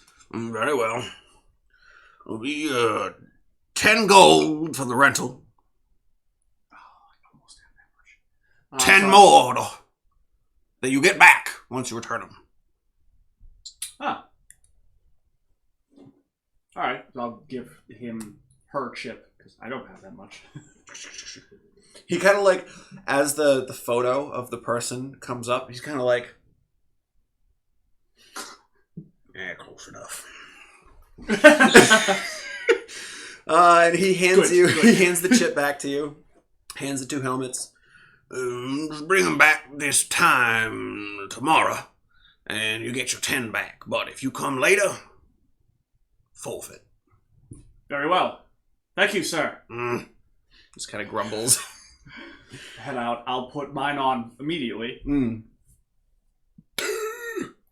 So you put it on, and then you immediately breathe in, and then realize that the water hasn't been filtered out of it yet. You're like, and then the water kind of gets filtered out, and you can breathe again.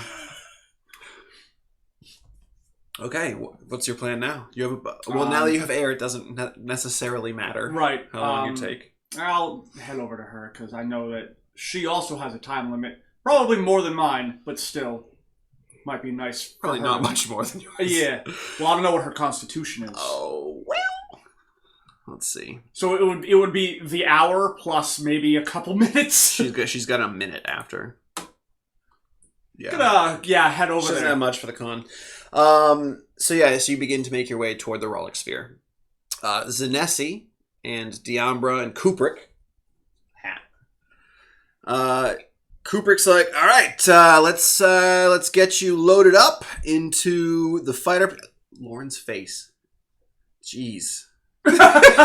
Kubrick starts talking and she rolls her eyes every time.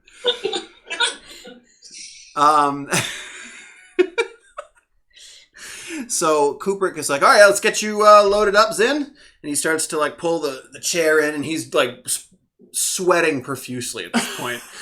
He's like, I'll fly. You can just kind of sit in the back, I guess, with Diambra. And he like sets up your chair, locks the wheels into place so you can't be rolling around the fighter pod. And then Diambra comes in and she kind of gently sits you down into the seat. Rolling around the pod, you just ruined everything. Damn it, Kubrick! I can never do anything right. Listen, I'm sorry, that was Yachts Kubrick. That's what Yes. All right, so you all get loaded up into the fighter pod, and it takes you for a quick flight over to this huge junkyard on the far side of the mountain. it's massive. You've never seen a junkyard like this before. And there's a lot of bits of ship in there. Like you can see halves of ships, just pieces. There's lots of different metallic structures and bits of metal. Regular trash that looks as though the and you can actually while you're flying there, you can actually see the Triton carrying big bags and boxes of trash and just dumping them over the side into this big pit. And as you begin to land, Kubrick kind of lands the fighter pod. He kind of unstraps your wheels and begins to wheel you out, and you can see the gun 792 in all of its glory, not too far away. It's looking a bit more like Emmy's ship in the fashion that everything on the outside is destroyed. Nice. Things are falling off. It's just cosmetics, though. No problem. Yeah. But he leads you there, brings you up the gangway, and he kind of wheels you up into there. And he's like, all right. So my issue here is that sometimes, all right, so at the moment, I can only get 3 systems out of 6 working at once. Shouldn't be too detrimental unless we get into a real tough situation.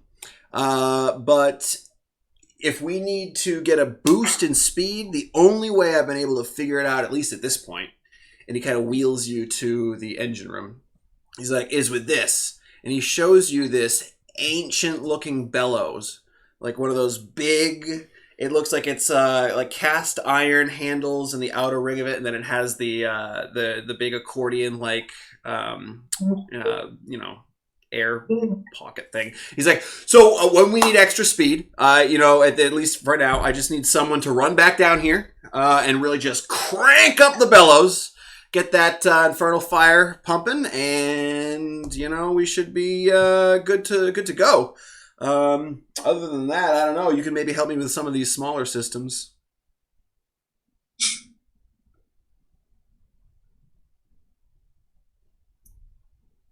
Or not, I could just do it myself. For a second, that's why I didn't respond. Oh, sorry. No, but yeah.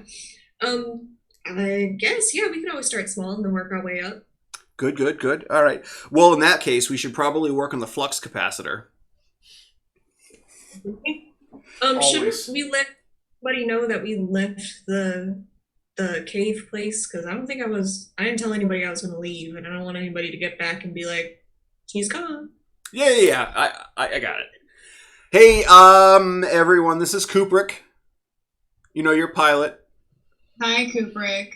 Oh, hey, I just want to let you know that Zin and Diamber and I have gone to the junkyard. We are working on the ship. Okay, great. Yep. Don't push Zanessi too hard, okay? Oh, she's fine. Well, actually, I am pushing her quite regularly. You want to elaborate? Yay! Oh, sorry. Yeah, I found this chair with wheels, and I put her in it, and we've been kind of wheeling her around. Oh, that's convenient. Yeah. And listen, if Zin, if she wants, she can be working on that chair because I know it has magical components. They're just kind of damaged at the moment because, I found it at the junkyard. Oh, all right. Well, great. Nice find. Yeah. But so you just wanted to give you that heads up. Hope everything's going well. Yeah. We're getting our jobs done, but thank you. I will let you know, Zaxa, you do not hear this message as you are too far away. You are deep under the sea. Not because I'm under the sea, but because I'm far away. Correct. You are more than 5 miles from the other people. Well, damn. Yeah. Okay, so Zin, are you planning on just kind of, I guess Diamber can push you around and you can tell Kubrick what to do? Yeah. Give me an intelligence check. Oh boy.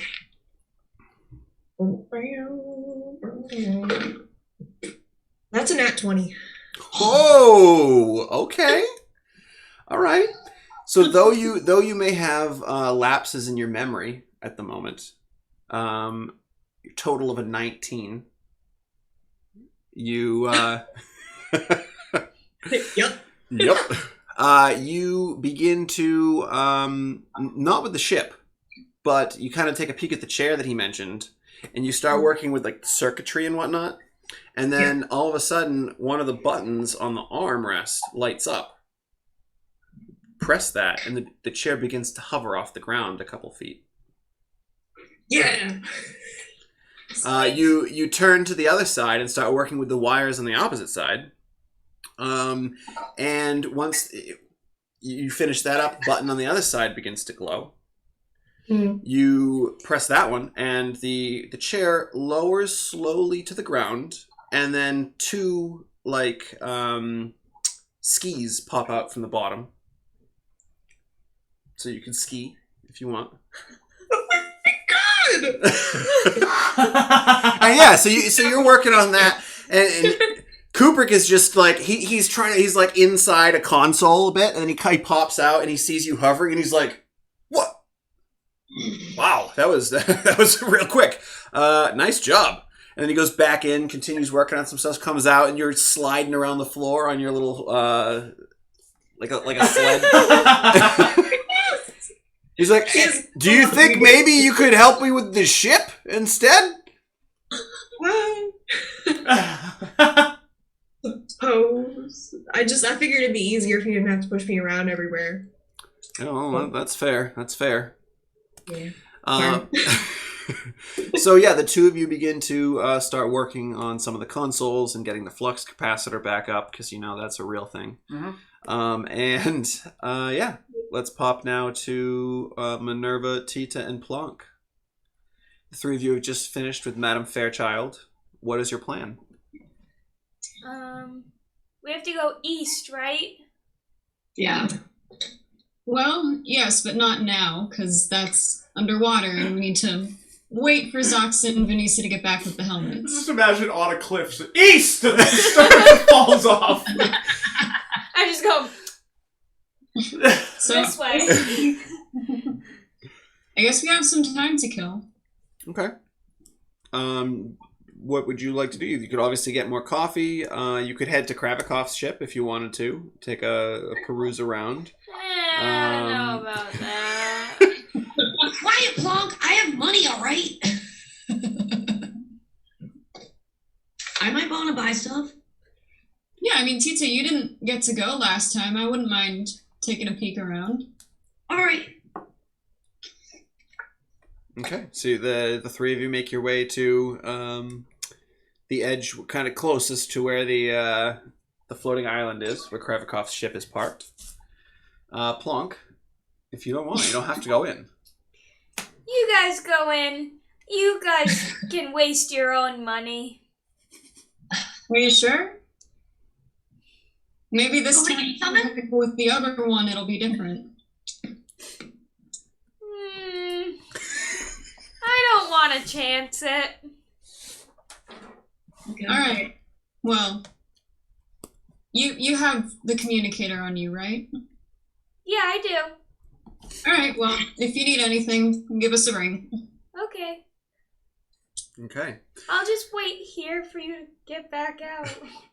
So the two of you, Tita and Minerva, you're on the cliff edge, and a skiff flies up real quick. And you see an ASMR gentleman. He looks a little annoyed, Tita. You can kind of notice that with your high passive insight.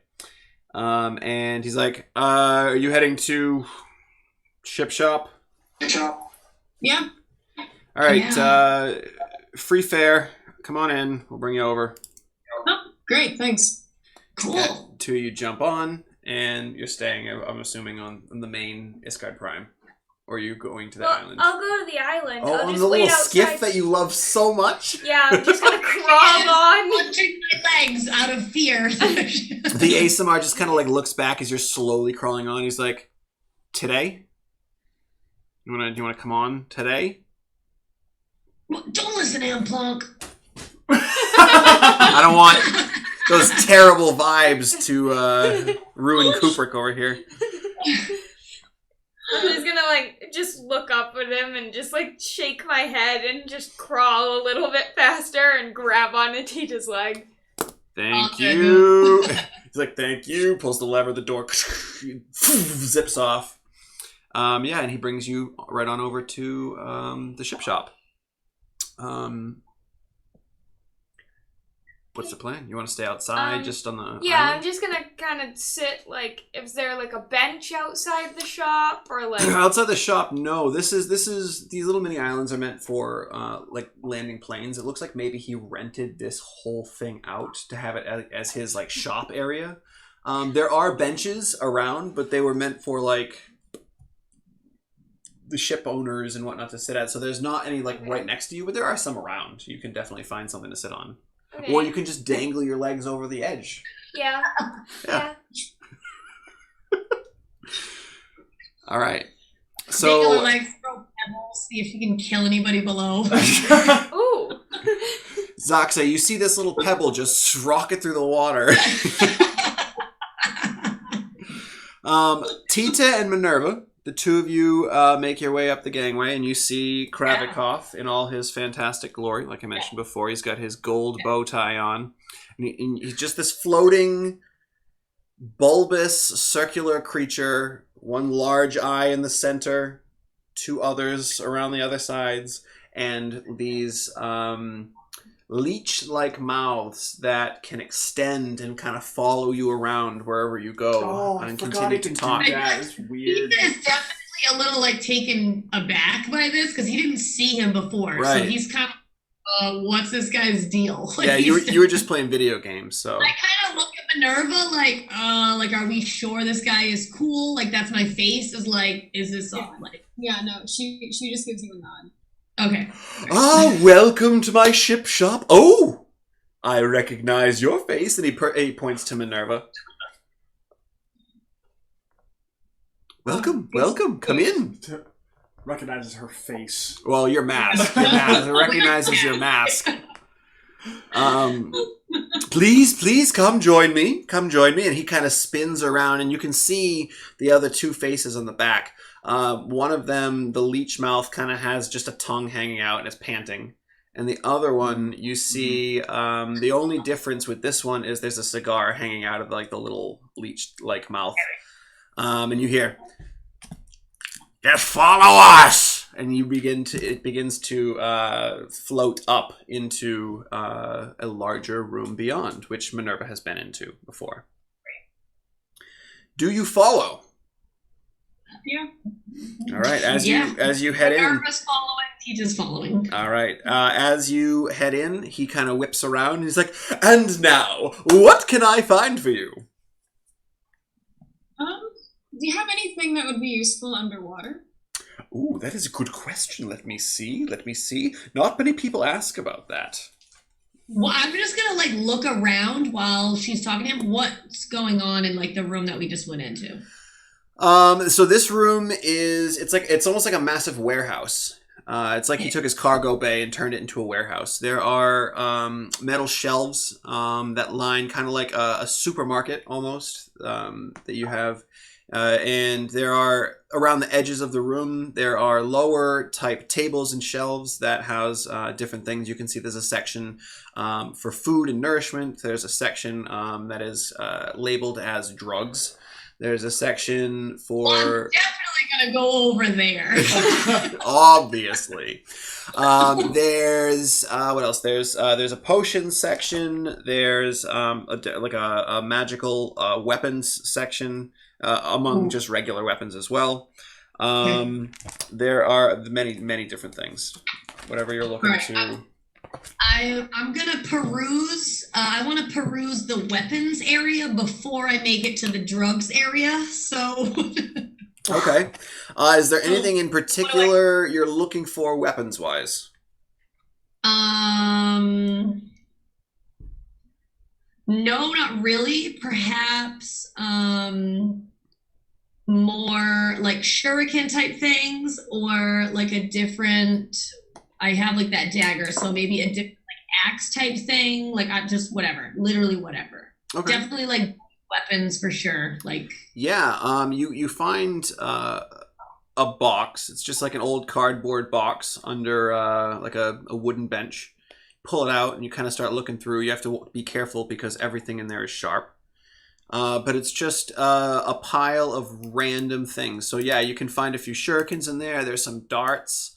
There's some daggers and other small throwing knives. There's all kinds of sharp objects in this box. Fantastic. I will. Is he still talking to Minerva, I guess, or like he is, and I actually, okay. yeah, he's talking to Minerva. However, while he is not facing you, one of the other mouths begins to follow you around. The one with the cigar hanging out of it just begins to kind of watch over, and as you're digging through, Can I help you with any of those? Yeah. How much for these darts? You're looking at 2 credits apiece. How many are there? there's probably a pack of 20. Can I take this whole thing? You want the whole box? Yeah. It'll be, Kind of looks in there for a second. 40 credits. Okay, I mean, I'm gonna keep looking, but like, yeah. All right, I'll put it aside. And you just see the box start to levitate and move down the aisle. Am I just like, I see that it's floating away. Minerva, while Tita is heading over to the drug section, Kravikov looks to you and is like, well, in fact, I do have an item that could help you underwater. I have a scroll here. It's a bit on the expensive side, but it's a scroll of water breathing. Yeah, I saw that too. And I believe you can choose up to 10 creatures to breathe underwater. For how long? Oh, for 24 hours. How much is it? I can let this scroll go for no less than 450 credits. There it is. Yeah. Do you have anything less expensive than that? Not that's useful. A bargainer, I see. Let's see here. A bargainer. Unfortunately for traveling underwater, I don't think I can help you much. What about like any sort of... Aside from the control water scroll, but that's insanely priced. What about like any sort of weapon that's good underwater? If such exists. Well, let me see how knowledgeable he is. Well, you want something, you don't want to be swinging a sword or shooting a bow underwater, of course. But I believe we have some spears, I have some tridents, I have a few crossbows. Most of those work well underwater. Could I take a look at the spears or the tridents? Of course! And he leads you over to the weapons rack. And yeah, they're very basic, very basic spears, tridents. You can see there are a couple hand crossbows, some light crossbows, one heavy crossbow. But he kind of points out, he's like, and if you're interested, nets work very well under the water as well. And he shows you a couple of net options that are there. Okay, so I've already got... These are essentially weapons that you will not have disadvantage on using underwater. Gotcha. All right. Well, okay. So she's thinking like she's already got her crossbow, but what are the prices on one of the tridents and the nets? The trident, yes, of course. We have the tridents for 12 gold pieces. The spears a little bit cheaper at 8. And by gold, I mean credits. It's been a day. Yeah. It's been a day. Can I interest you in any of those? Yeah, actually, I'll take one of the tridents. And then how much did you say the nets were? The nets I didn't say. The nets are 7 credits. Yeah, I'll take 1 trident and 3 nets. Very well. And you see them kind of just lift off of the shelves and begin to float over to a pile on a central bench in the room. And you can see as it's being put down on there, there's already a cardboard box on the bench. Tita, rolling back over to you. You make your way over to the drugs section. Of course I do. Of course, the mouth with the cigar continues to follow you. We're buds now. It's fine. Yeah. It's really cool. So you kind of take a peek at the signs that are there. There's something labeled adrenaline shot. There's a rage patch. There's hallucinatabs, which is that the one? No, you had the halo weed, the spray before, the misting spray. He has the halo weed. He has gum chew, which is in the drug section, but it's in between the drug section and the food section. And then there are... what are we looking at for prices of these things? That's really the important Okay. Adrenaline shot, $24.49. Okay. Rage patch, $42.95. What is that?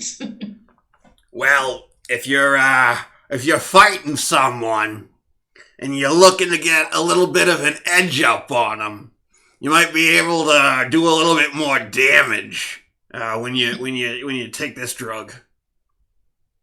For like how long? Yeah, it lasts about a minute. Okay. What else did you say? Hold on. You said the rage patch. What's the adrenaline shot? The adrenaline shot is if you fall unconscious or a friend of yours falls unconscious, you can stab them with it, and they'll get back up. But they could still die if they're not looked at soon. Okay. And then what was the other stuff that I saw that you said was over there? You got the hallucinatab, $5.99, or 10 for 10 of them for 50 credits.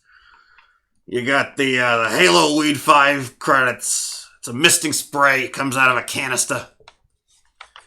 You got the Gum Chew, $1.99. It's on sale. Wait, what was the thing that you said was 10 for 50? That is the hallucinatabs. What are those? Well, you can you take one, and you can either have a really good trip or a really bad trip. Sometimes you can even see the future. Oh. Another thing we just got in stock that wasn't here when your friend was here. We got these things called alternips. They got one gives you aquatic adaptation. Another one can change your appearance, and another one gives you like natural weapons like teeth, claws, whatever. How much are those?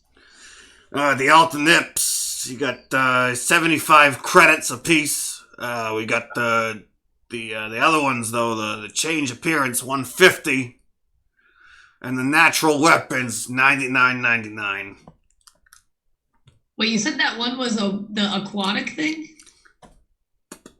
So you take the wrapper off? Yeah, I know, right? You sprout gills, breathe underwater. For how long? An hour.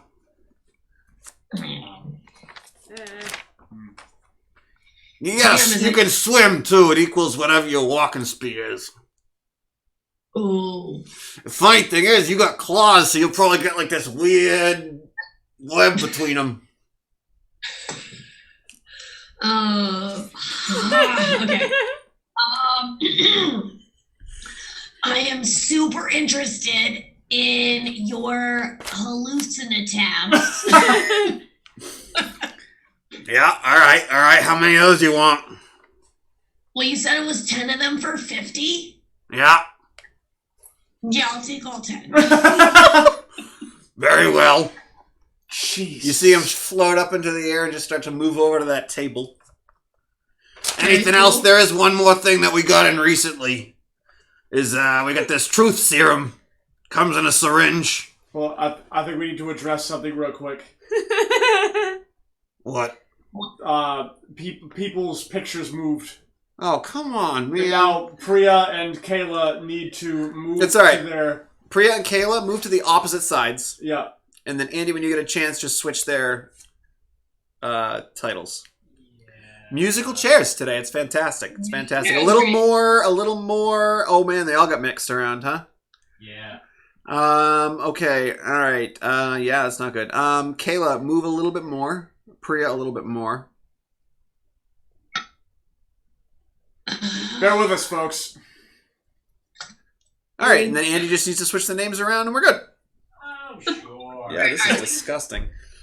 Wait, I'm Are biting you my chewing the end? I'm not chewing it. I'm trying to hold it between my teeth while I talk. It's not very easy. All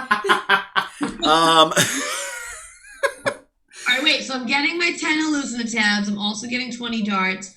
I'm just gonna hold the cigar up while I. You said there was what? The thing that like changes your appearance, and then the other thing was what? Like a weapons? Oh, the claws and the teeth. Natural weapons. Natural weapons. You can change your appearance to look like something else, or you get the aquatic adaptation. Well, we do have to go underwater, so. I mean, yeah, I guess I actually need that, so I'll take the aquatic adaptations. It's one of them.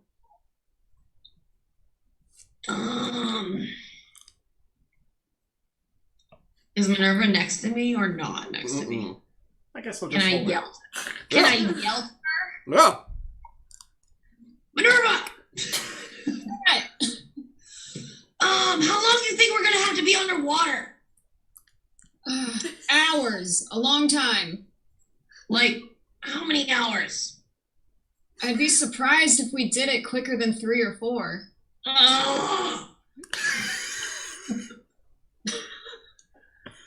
forget it, then that's stupid. All right, never mind.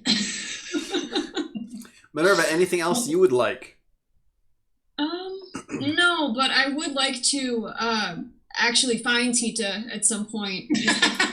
Instead of just yelling across the ship. Yeah, you see, you kind of start walking through the aisles, and you can actually follow Kravikov's like long tendril-like mouth around the corner, and you see it talking to Tita at the far end, and of course, Tita's in the drug section. Yeah.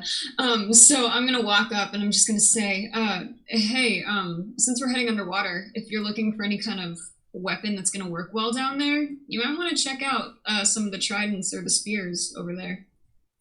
Okay. So I'll go do that, I guess. Okay. Do you want to pick up any weapons, Tita? Well, I definitely probably want a trident because I probably think it looks dope. So I will say that I'm like I'm not 100% sure, but I'm like 99% sure you're not proficient with that. Well, what are the other things you said that were the underwatery available? I don't know that you're proficient with any of them, to be honest, but so then I don't care. Such as a spear or a trident. Your pickaxe is going to be fairly useless underwater. So, and same with your fists, but you could definitely get a spear. You just wouldn't have your proficiency bonus when using it. You can still use it. Yeah. Okay, so we throw a spear on the table. How much is that? Now, are we doing this all together, or is this going to be... actually, we should be... well, are we putting all of these items together, or are we going to be just separating the two? I mean, I'm fine paying for my own. Yeah, same. All right. So, in that case, Minerva, you had... What? You had the trident. 3 nets. Trident, 3 nets. Nothing else? Nothing else. Tita, you had a spear? 40. It should be 40, 50, and then however much the trident was. Okay, which I said was or spear, 12. whatever. So Tita, 102 credits in total. Okay. So wait, how much was the spear thing? Because I already subtracted the other stuff. Oh, it was. Are you getting a trident or a spear? Wait, I did 40 for the drugs, 50 for whatever else. No, 50 for the drugs, 40 for whatever else. 40 for the other thing. How much is the trident? 12. 12. Yep. So that's going to be 21, 31, 33 Minerva for you. All right. Okay. Do I see that Tita like just dropped 100 102 credits I dropped. Make bitch. a perception check. All right. Well, actually, you would see Tita leaving with all of those things. No, yeah. Though you may not know exactly how much he spent. To be fair, I told you I had like 100 when. This is true. So that wouldn't be weird. You just assume I spent all of my money, which I did not. I just love the fact that the credits I've been using are the credits from the mithril that he mined. That no one ever asked me for back. I know. It's great. Good times. And now they're gone. So you begin to finish up your purchases with Kravikov. And in the meantime, Plonk, you're outside the ship. And you're just sitting on a bench, I assume? Yeah. Okay. So you're sitting there kind of looking out at the beauty of Muspelheim below you and Isgard off to the west, I would assume, from where you are currently. You're sitting there and just go east. You kind of look over to Kravikov's ship to see what's taking them so long, and you kind of look back forward, and then you hear, "Hello, Plonk," and you look to your side, and sitting right next to you on the bench is you, but not you. Instead of a physical form of Plonk, you see this swirling wind and air-like energy with crackles of lightning throughout. Where a heart would be, you see a flickering orange and burning ember just kind of dancing inside this creature. You can see water flowing through its veins, and it just sits there very calm. Looks exactly like you, but in an air form. Are you ready to go, Plonk? I want to like jump up from the bench and yell for Minerva. Do not be alarmed. Minerva! Minerva, make a perception check. All right. Okay. Well, I mean, like, are you just yelling, or are you like using the communicator? Oh, you're right. I didn't want to say anything. Hey, you just yelled it. You weren't thinking. I know. You just yelled it out. So Minerva, perception check, disadvantage as you're inside of a ship. Disadvantage. All right. Oh Lord. Okay. That's a 2 plus 6. That's 8. Nope. All you can hear right now is Kravikov talking about the weapons that you're about to buy, and this entity just kind of very slowly stands with you and says, "Please, do not be alarmed, Plonk. I need your help." I don't believe you. How to convince you? Well, it is a matter of fact that when you touched the elemental chaos, your DNA was spliced with mine. A part of me is now a part of you, and vice versa. I cannot complete my task without the other part of me. You must come with me. Where are we going? Oh, we will travel the galaxy, far and wide. Many tasks to complete. But I can't leave them. Oh, but you must. You don't really have a choice. I would prefer that you come with me, willingly. But if you wish not to, I will have to take you by force. I don't know what to do. Oh, God. I'm going to try to run into the ship. As you begin to start running in that way, you feel the ground beneath your feet begin to get soft and squishy. And as you're trying to pull your feet, the ground begins to become thick mud and then solidify, holding you in place. Please do not run, Plonk. It is very important that we leave together. Minerva! Let me show you something. And you see this swirling air-like hand reach out to you and just kind of touch the side of your cheek. And as he does, you feel this almost lightning energy kind of course through you, and you tense up. And as you do, your eyes close, and you can see, almost as if you were looking at a Zoom screen with multiple different screens of all different images, and you can see these massive elemental titans of all different types in all different settings. Some of them are just in the darkness of space. Some of them are on planets and just destroying things. You see elementals of fire, of earth, of water, of air, of sand, of steam, and so on and so forth. And they're just ravaging the galaxy. He's like, let's go. And you kind of breathe back and open your eyes. He says, "This is my challenge, Blanc. I must quell each and every one of these ancient titans. Otherwise, this galaxy will no longer exist. I cannot do it without your help." And it's at this point that Tita and Minerva are starting to walk out of Kravikov's ship. And as you step outside, you see Plonk, and you see Plonk. Your Plonk's feet are melded into the ground, and there's this air and lightning version kind of just barely hovering off the ground, calmly speaking to her. And you're about 40 feet away. Crossbow immediately.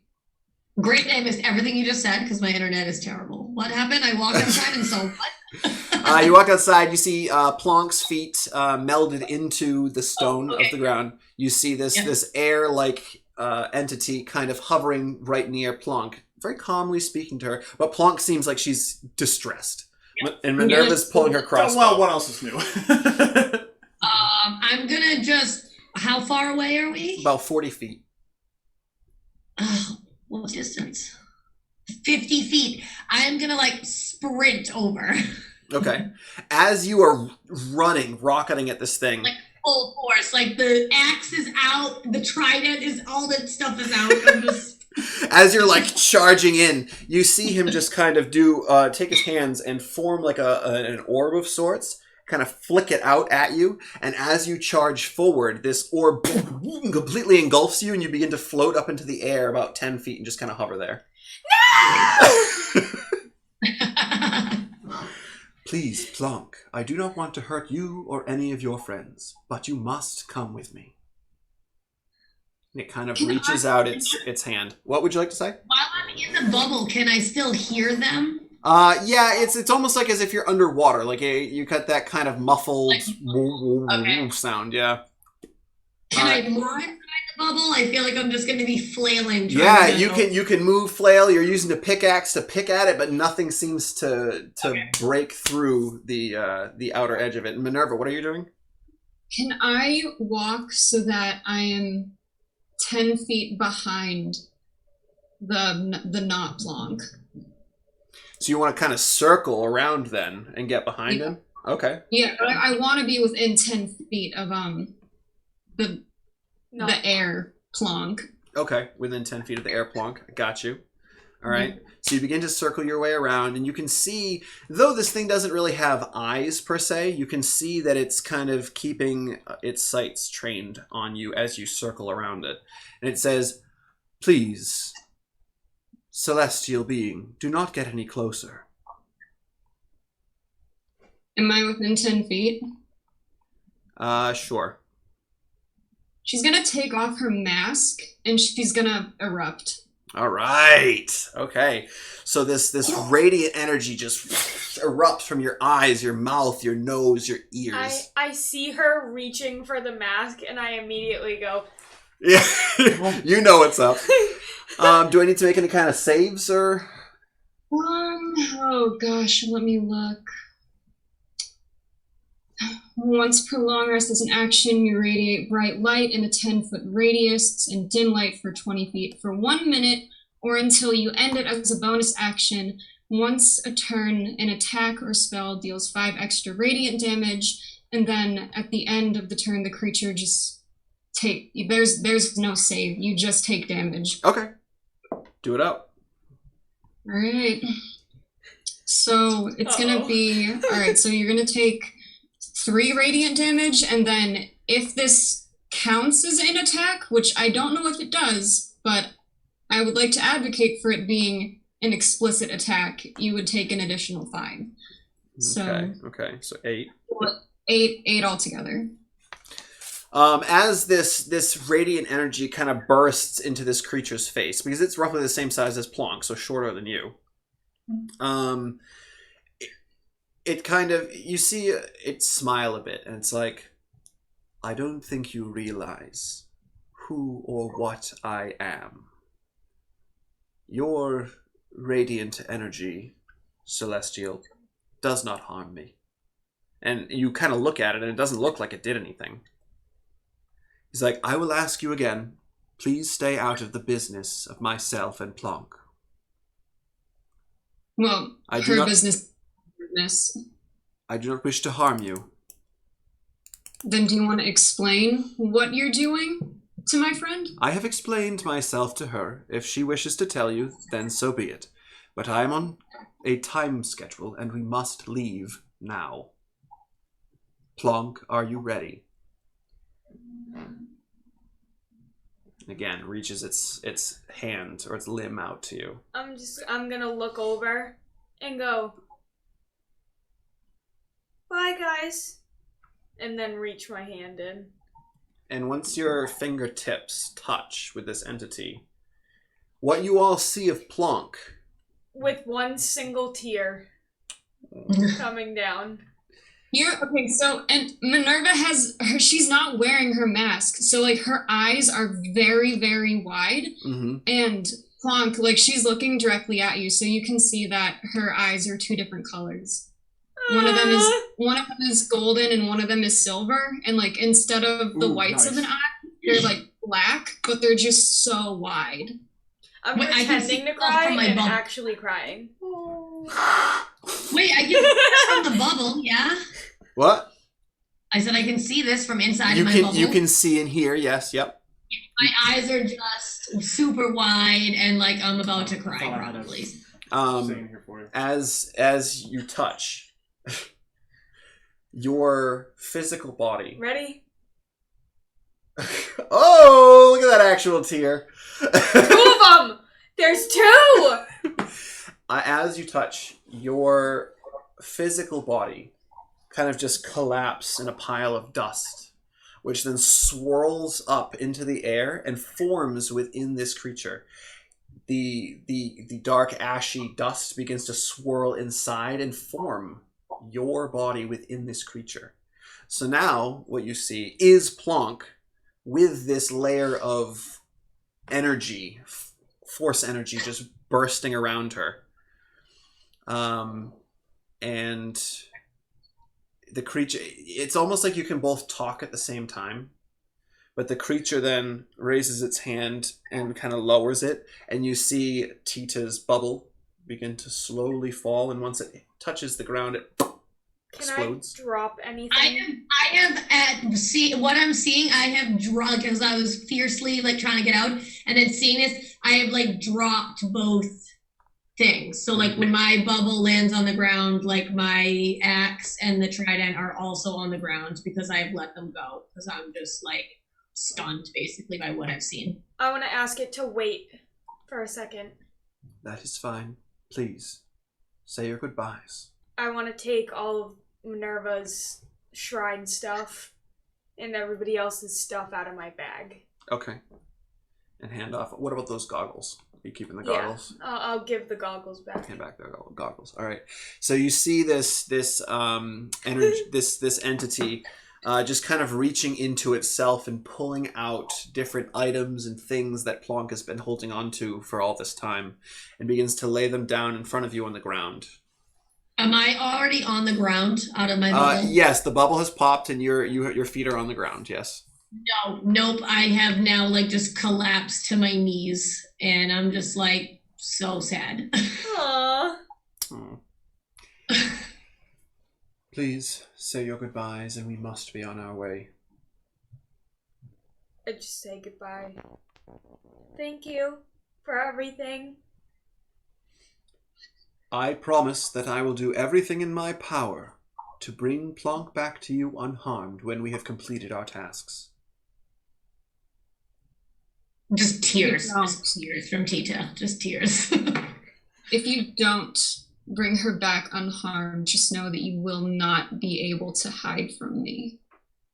And you will not be able to kill me, as I cannot be killed. But I appreciate your gumption. Goodbye, Plonk. Bye, Minerva. Bye, Plonk. Bye, Tita. Say bye to everybody else for me. Okay. Yeah. Are you keeping the earpiece? No, I'll drop it. Okay. All right. And you all see, unless you say you have something you'd like to do. Oh no, I was just gonna like kneel next to Tita and like put my arm around him. Oh, thanks. The new and improved Plonk begins to lift up into the air, and with one final wave and smile, New and improved. they begin to rocket off into astral space.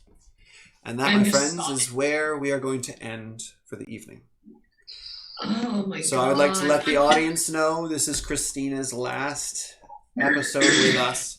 However, come the new year, we're hoping to have a spin-off where she's going on her little adventure with this entity. I'm still crying.